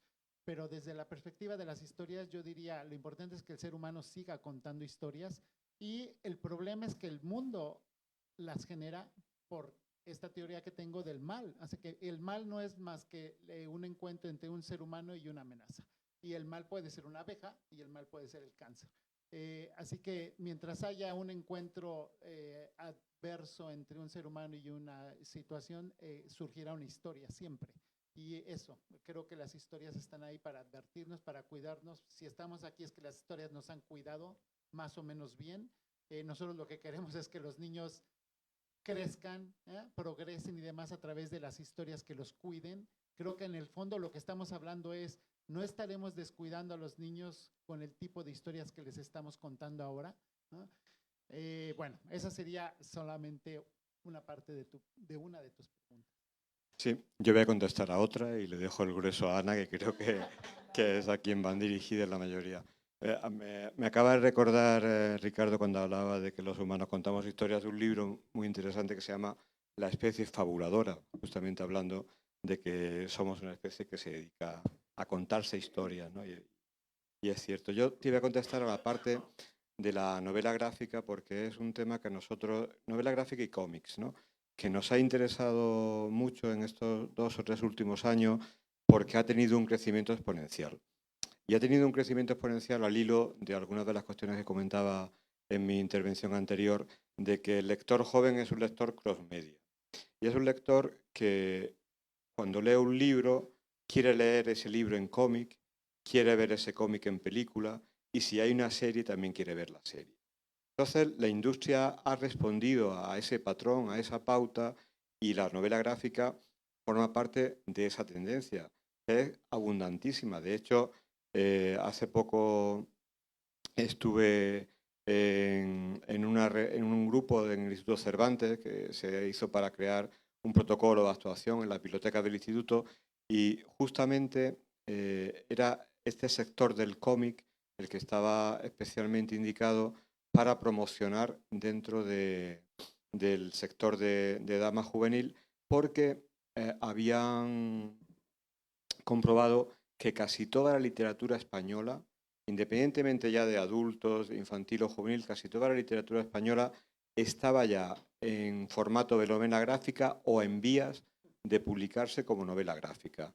Grandes obras de la literatura están todas en novela gráfica y obras más anecdóticas también estaban como novela gráfica o como cómics. Entonces ahí está empezando a asimilarse esa tradición del manga japonés, en el cual ya no es solamente la ficción la que se desarrolla a través de historietas y a través de historias con imágenes, sino que también, como tú comentabas en el libro álbum y como comentaba, temas de carácter monográfico tienen ya su expresión también a través de obras que están representadas con carácter gráfico. Por ejemplo, y ya acabo con esto, hay una colección de filosofía fantástica que desarrolla la editorial Herder, que es una editorial que está dedicada a esos temas, con todas las grandes obras de la filosofía en historieta, que es una manera de contar la filosofía distinta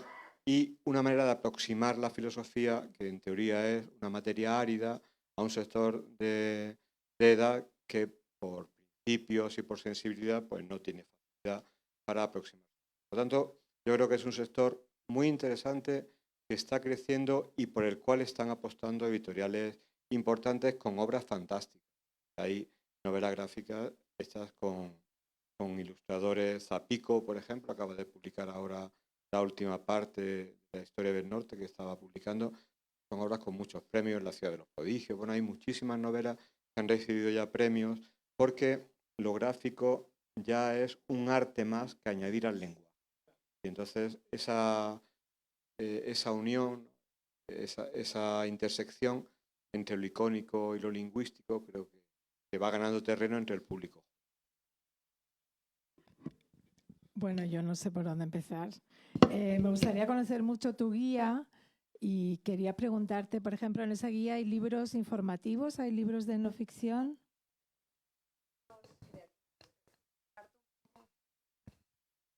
Parto un poco de esos temas y buscando libros que tengan vuelo poético y creativo. Por ejemplo, para la igualdad de género da la parte de Le Bambine, esta colección de los años 70 que ha reeditado Calandraca y que sigue siendo tan necesaria, ¿no? Porque creo que no son adoctrinantes, ¿no? Que tienen un componente más allá. Lo podríamos discutir. Son bastante de su época, de los 70, son muy claros en su mensaje. Yo personalmente tengo un problema cuando la sociología entra en la literatura. A mí Yo me también, pero interesa más... ahí no me parece que pase, fíjate. Sí, bueno, es muy obvio. Son muy estereotipados los personajes. Rosa Caramelo, todo, o sea...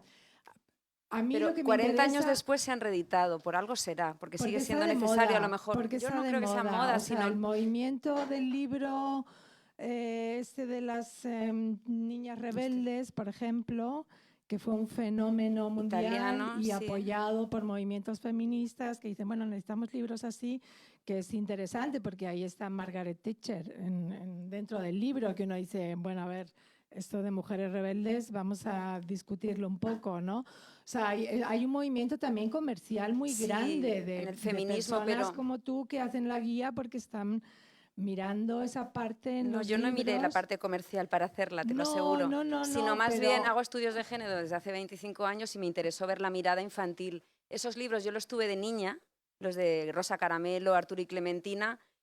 Me parece que tienen un gran vuelo poético. Realmente sí, es cierto que pueden parecer desde hoy limitados, ¿no? La niña que se sale del cerco, ¿no? La elefanta que se quita las ropas rosas. Pero para una niña de 5 o 6 años creo que puede ser iluminador, ¿no? No lo sé. Podríamos que no discutir sabemos mucho, lo que ilumina a los niños, porque no hay muchos estudios sobre qué pasa con los niños o las niñas cuando leen libros. Bueno, ahí por lo menos les queda claro que pueden ser aventureros como lo son varones. La cantante Patti Smith decía que su ídolo fue Tarzán y lo dice en sus memorias. Entonces no sabemos qué libros influyen, de qué manera leen estos mensajes. A mí personalmente lo que me interesa de un libro es el cómo está contado, no el qué cuenta.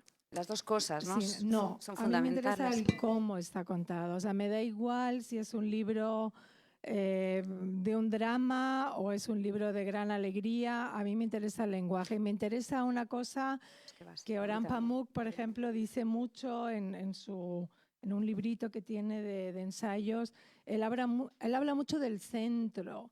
Dice, el centro es algo que es un poco lo que nos ha contado Ricardo. Es una exploración interior que hace el escritor o la escritora buscando algo y espera que también los lectores lo busquen y lo encuentren. O sea, es algo que no está en la solapa, que no te dice, no, este libro es sobre tal. Y yo veo que en la literatura infantil hay mucha solapa explicándonos lo que hay. O sea, Pamuk dice, si el centro es muy evidente, no, ya no tiene gracia la lectura, porque es como que te están diciendo, no, este libro es sobre un niño como tú que le hacen bullying en el cole, ¿no? Y uno dice, bueno, eso es la literatura, o sea, cuando leemos literatura como adultos, vamos así.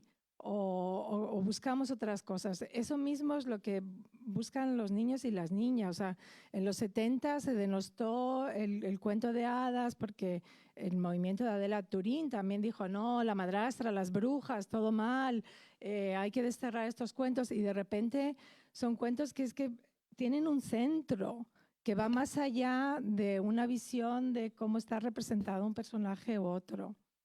Pero bueno, vamos a seguir hablando Sí. para seguir ahí. A ver, Eloy. Eloy y luego Fernando. Hola, hola, muchas gracias.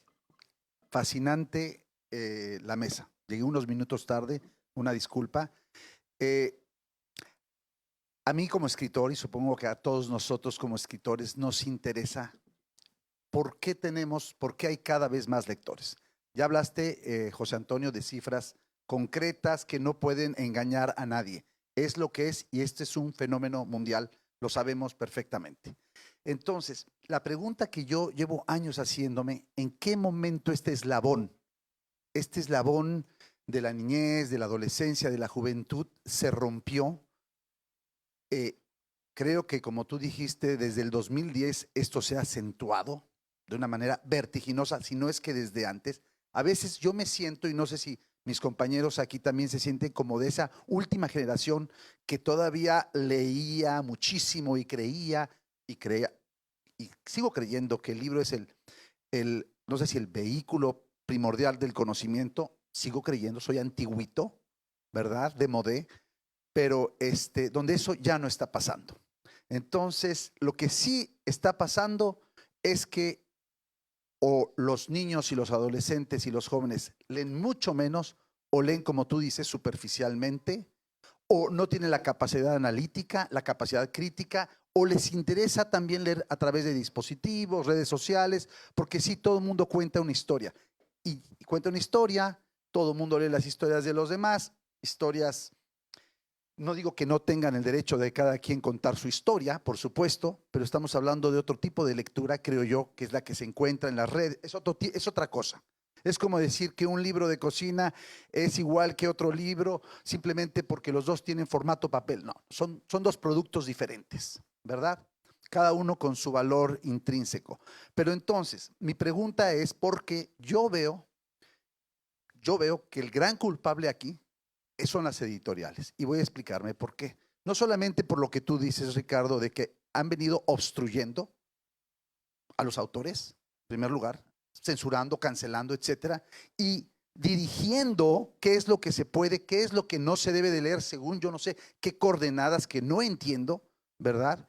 Según quién sea el inquisidor o el censor del momento, para que los jóvenes lean y que, por supuesto, los datos son que no están leyendo. Y por otro lado, yo me pregunto, ¿qué joven de 15 años, de 14 años, de 16 años se quiere gastar 20, 25 euros en un fardo? Es que voy al tema del precio de los libros. Eso es que a mí, perdóname, me jode el precio de los libros y ese es el emporio de las editoriales.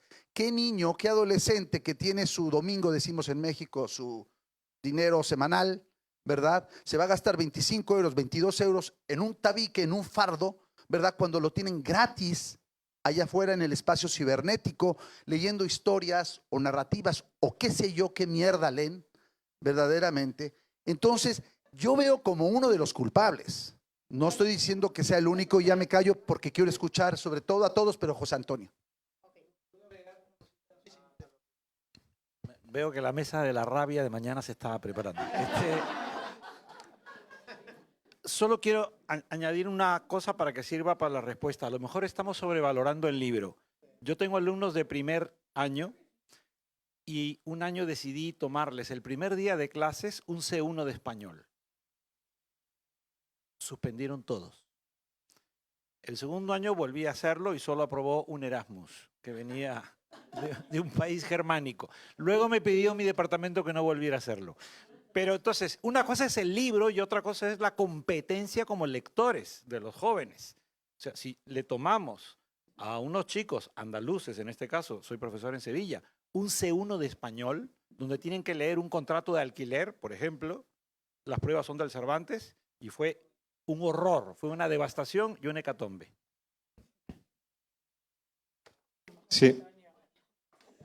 Bueno, has planteado muchísimos temas, todos muy interesantes, que nos llevaría muchísimo tiempo el poder contestarlos, pero bueno, voy a intentar sintetizar las cuestiones que has planteado y efectivamente hay un debilitamiento tremendo del libro como referente cultural. No solamente del libro de ficción, es decir, mi compañera de la universidad lo sabe, el libro académico también es una obra que cada vez tiene menos importancia, no solamente desde el punto de vista de la lectura, porque ningún alumno lee libros, sino desde el punto de vista de la escritura, porque a los profesores que antiguamente escribíamos libros, ahora nos valoran mucho más escribir artículos que escribir libros, con lo cual es una práctica que se está abandonando. Entonces, digamos que hay un movimiento en general hacia la priorización de aquellas obras que no son muy extensas. De hecho, hace poco leí un artículo muy interesante sobre la primacía de la brevedad en la ficción contemporánea y en la narrativa en general, en el sentido de que, y esto lo saben lo conocéis los escritores, que cada vez los libros que se publican son menos extensos. Antes existía el género de la nouvelle, ¿no?, para denominar las obras que tenían entre 100 y 120 páginas, y ahora son libros. Ya no existe ese género de la nouvelle como un segmento de las editoriales que querían captar un público menos intensivo en lectura. Es decir, que hay una tendencia general hacia la pérdida de importancia de este género en beneficio de otro género, simplemente porque hay una estrategia editorial de publicar más obras, con menos extensión, más rápidamente, dirigidas a una oferta que se tiene que renovar con una aceleración permanente, muchas veces para que ocupe un lugar en la librería, porque hay obras que se publican, parece que se publican solo para eso, ¿no?, para que ocupen el lugar de la editorial y la imagen de marca de la editorial tenga su espacio dentro de la librería, ¿no? Entonces, bueno, hay efectivamente una estrategia editorial que está detrás de todo esto. Pero hay también un problema que comentaba tu compañero de formas de leer. Es que las formas de leer, lo queramos o no, están cambiando. Y es que no leemos como leíamos antes. Hace poco leía yo un libro que se llama El último verano, que se acaba de publicar ahora en España, y el autor hablaba de las gigantomaquias de verano. Y él denominaba gigantomaquias de verano a los tochos inmensos que tenía preparados durante todo el año con la expectación de leerlos cuando tuviera tiempo de hacerlo. Porque para él el placer máximo de la lectura era enfrentarse a un Guerra y Paz todos los veranos, ¿no?, con más de 1000 páginas y con todo su tiempo ocupado. Y claro, eso ya no existe en la expectativa del lector. El lector ahora lee rápido, lee superficialmente, lee fragmentariamente, y luego hay un sector de dinosaurios que seguimos leyendo como se leía antiguamente, ¿no? Pero es un sector cada vez más minoritario. Es decir, las formas de leer están cambiando, van evolucionando hacia lo gráfico. Por eso comentaba yo la importancia creciente que está teniendo la novela gráfica, y el sector editorial se ha dado cuenta de que la lectura tradicional se hace menos y hay una evolución hacia un tipo de lectura, digamos, más esquemática, con abundancia de imágenes y donde el mensaje está más debilitado, digamos, o menos enriquecido, ¿no? Entonces, yo creo que el problema es que la forma de leer está cambiando.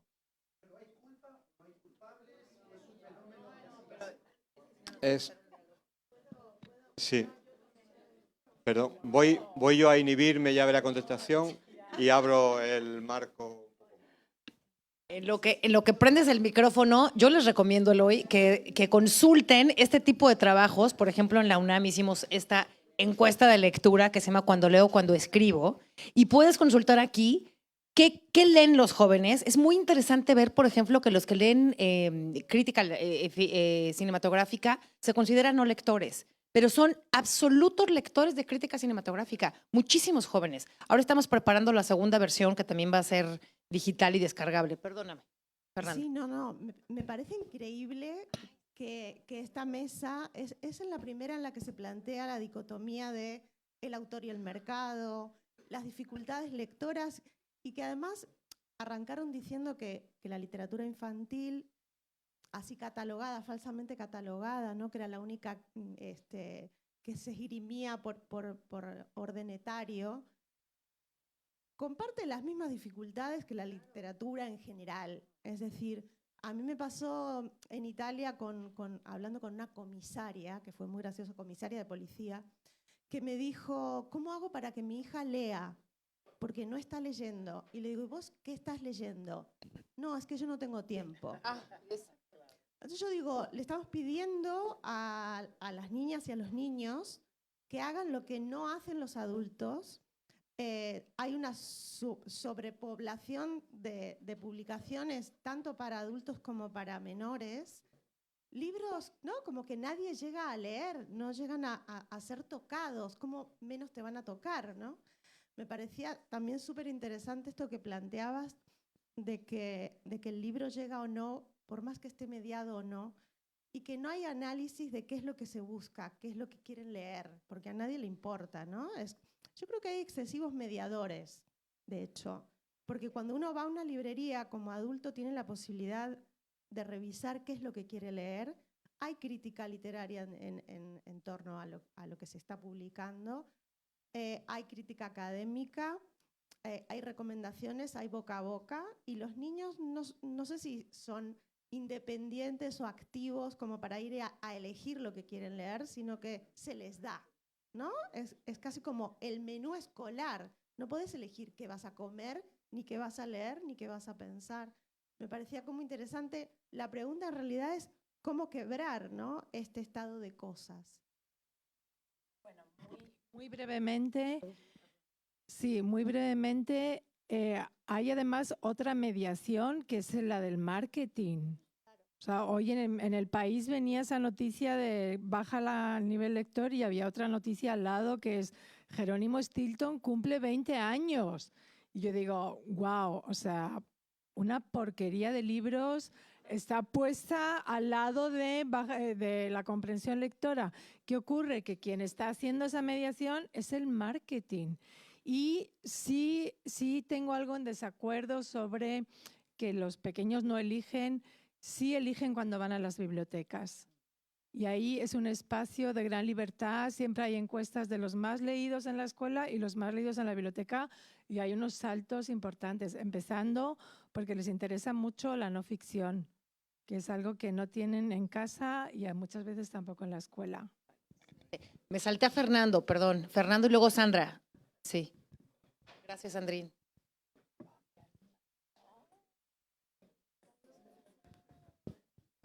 Yo os quería dar las gracias porque ha sido muy interesante. Os quería dar las gracias porque ha sido muy interesante. Tengo niños pequeños y es un problema, ¿vale? Y quería aquí comentaros dos cosas. Hay muchas que han salido y están muy hiladas con cosas que hemos hablado antes. Una de ellas es la atomización de las cosas, el número de publicaciones, de todo ese tipo de historias. Pero hay dos cosas que os quería apuntar. Una es el problema de lo que llamamos el cerebro lector, ¿no? Y es que cuando hemos empezado a comprender cómo funciona el cerebro leyendo lo clásico sobre papel, de pronto nos han venido las nuevas formas de leer, en pantallas, básicamente, y no sabemos hasta qué punto eso está influyendo negativamente en el cerebro lector clásico. Que eso es un problema técnico, por decirlo de alguna forma, o científico, y habrá que verlo. Eso es una cosa que creo que me preocupa, porque crear ese hábito lector es de muchas cosas.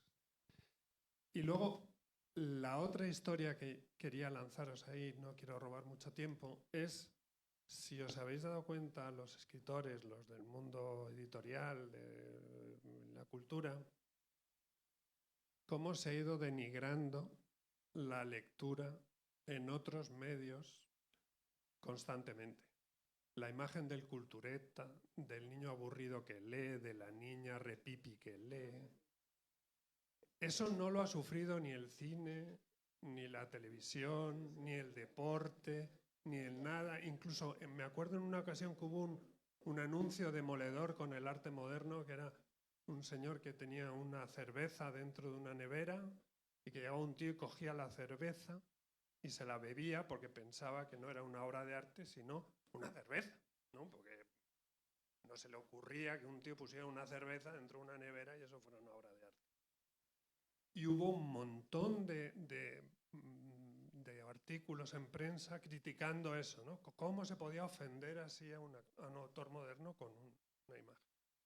Y es algo que viene desde siempre. La imagen del cultureta, que yo la tengo con mis estudiantes de doctorado, ¿no? Cuando les dices, no, es que hay tal libro, tal. Ah, eso es de culturetas, tal. Es algo que nos lo han ido colando, u os lo han ido colando, y digo nos lo han ido colando porque yo soy muy lector y me encanta leer, y es algo que es un problema. Sí, Sandra, si te parece, de una vez hacemos la pregunta y así juntamos, de una vez juntamos 2 o 3. Sí. Muchas gracias por la mesa y por el debate también. Fíjense, Anel, has de estar feliz porque por fin no solo hay una mesa de literatura infantil y juvenil, sino que provoca realmente una reflexión súper interesante. Primera cosa, digo 3, 4 cosas muy rápidamente y alguna pregunta por ahí. Una, recomiendo muchísimo siempre el texto de María Teresa Andrueto, que se llama Una literatura sin adjetivos. Y leer La otra revolución. Y leer todo lo que ella escriba vale la pena porque habla de esto. ¿Cuál es la literatura que les damos a las niñas, niños y jóvenes, ¿no? El tema de las bibliotecas y lo que pueden elegir es fundamental porque yo hablaba hace poco, hice un par de entrevistas breves a libreras y libreros para preguntarles qué pedían los niños y decían, una cosa es lo que piden y otra es lo que sus padres les compran. Porque llegan a pedir y ahora está de moda, le decía ahora Jorge, esto de Stopper Hearts o Stop Hearts o no sé, una cosa que es una serie británica, y dice, pero no se los compran, vienen los chicos solos, los púberes, a comprar esa novela porque es una historia de amor entre 2 varoncitos adolescentes, etcétera, ¿no?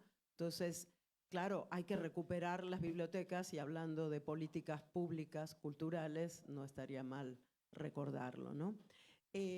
Una cosa más, yo no sé, no estoy tan segura de que los jóvenes no lean. Y cuando vemos a jóvenes leer que no están leyendo en electrónico, por lo tanto podemos ver que leen, cuando se suben al metrobús o al camión o qué sé yo y están leyendo, suelen ser esos libros así, tochos, que ustedes llaman tochos, unos librotes de este tamaño y son todas las sagas. O sea que cuando leen, leen mucho, ¿no? Habría que ver dónde están leyendo y cómo están leyendo. Hay una investigación en la UNAM, en el CEICH, y me contaban la vez pasada que hay estas autopublicaciones de adolescentes que tienen millones de visitas, millones, tanto que las editoriales los están pepenando justamente para publicarlo en papel y hacer negocio. Pero millones que los leen, los siguen, los comentan, escriben la continuación, por lo tanto leen. Porque si no, estamos siempre en el papel de los viejos quejosos, de los niños no leen, los jóvenes no leen. A mí ese lugar no me gusta, ¿no? Porque me parece que no los conocemos lo suficiente. No estamos ahí donde ellos están leyendo. Estamos escribiendo en otro lado y a lo mejor para otras personas, no lo sé tampoco.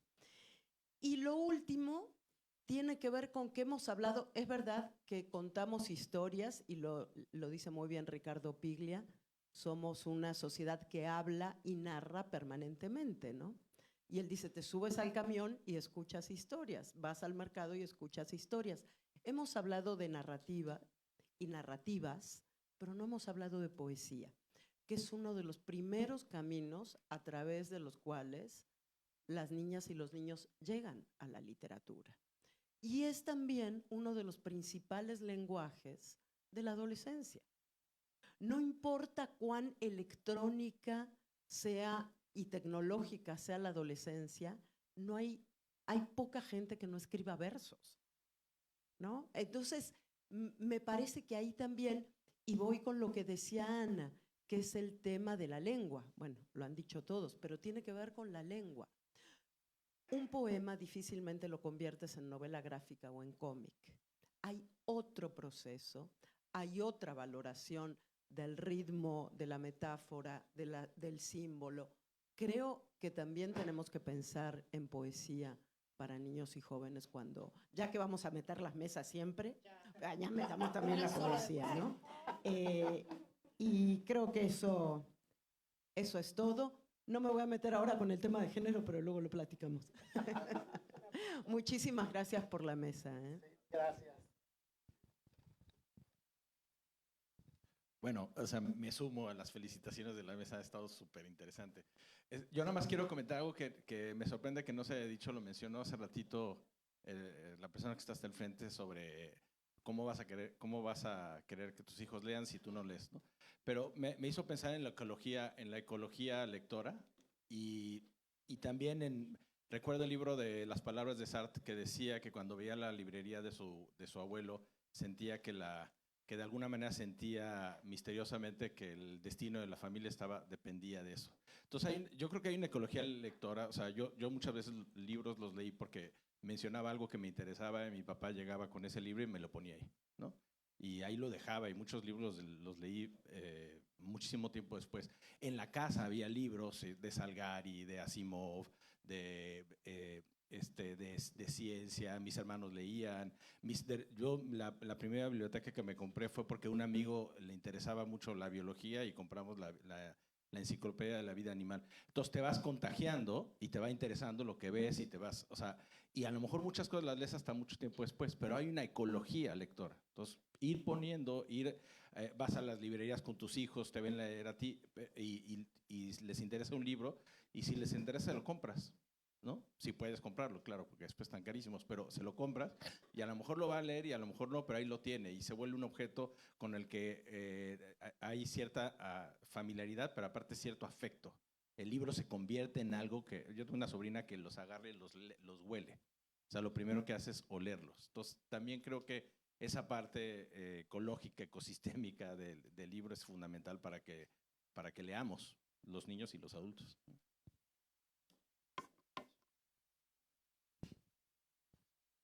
Sí.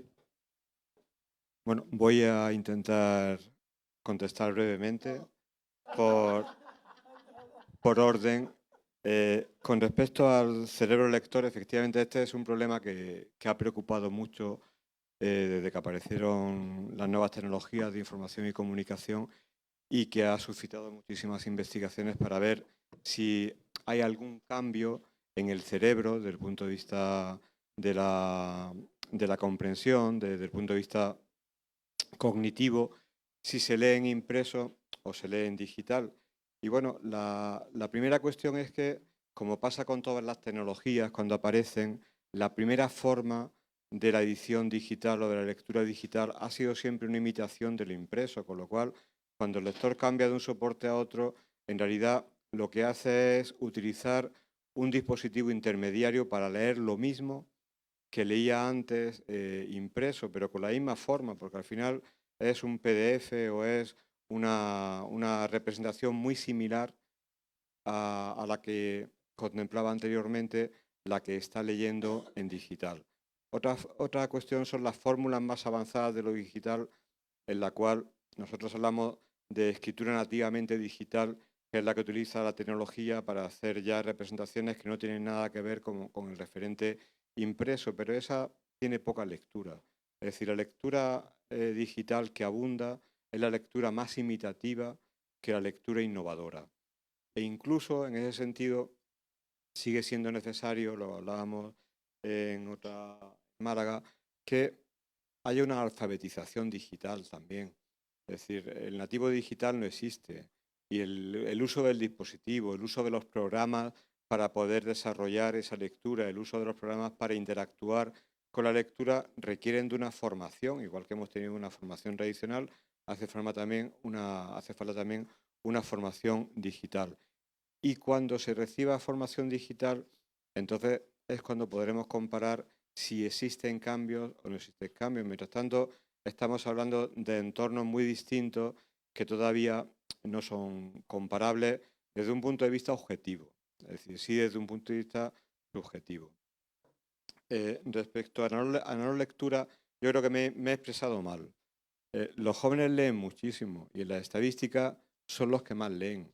Es decir, el sector de edad entre los 14 y los 35 años es el lector que más lee, porque en ellos se incluye la población universitaria que por una cuestión puramente formativa y por contagio lee mucho.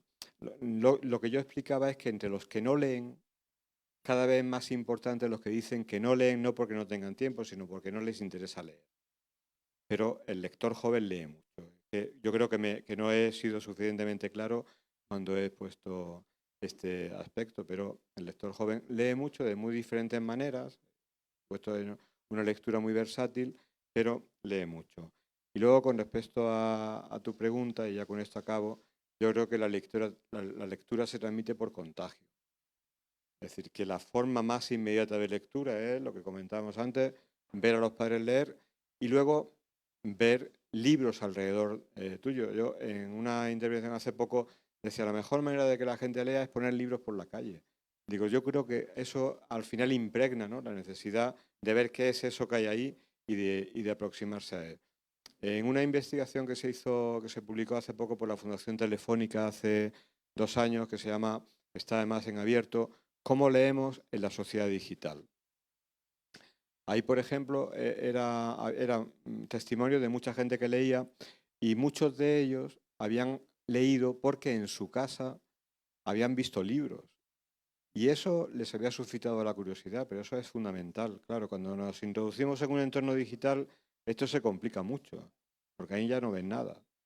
Ahí entramos en lo que Byung-Chul Han, el filósofo coreano, hablaba de las no cosas. Los libros digitales son no cosas. Entonces, nosotros tenemos que seguir intentando que haya cosas, y entre ellas libros. Creo que ya estamos en el finalísimo. Recomendación, sigan esto en Universo de Letras y en la Dirección de Literatura y Fomento a la Lectura de la UNAM, que hay muchísimo más de esto. Sigan a Ana Tarambana, lean a Ricardo y lean a José Cordón y ustedes diviértanse, lean y no les importa nada.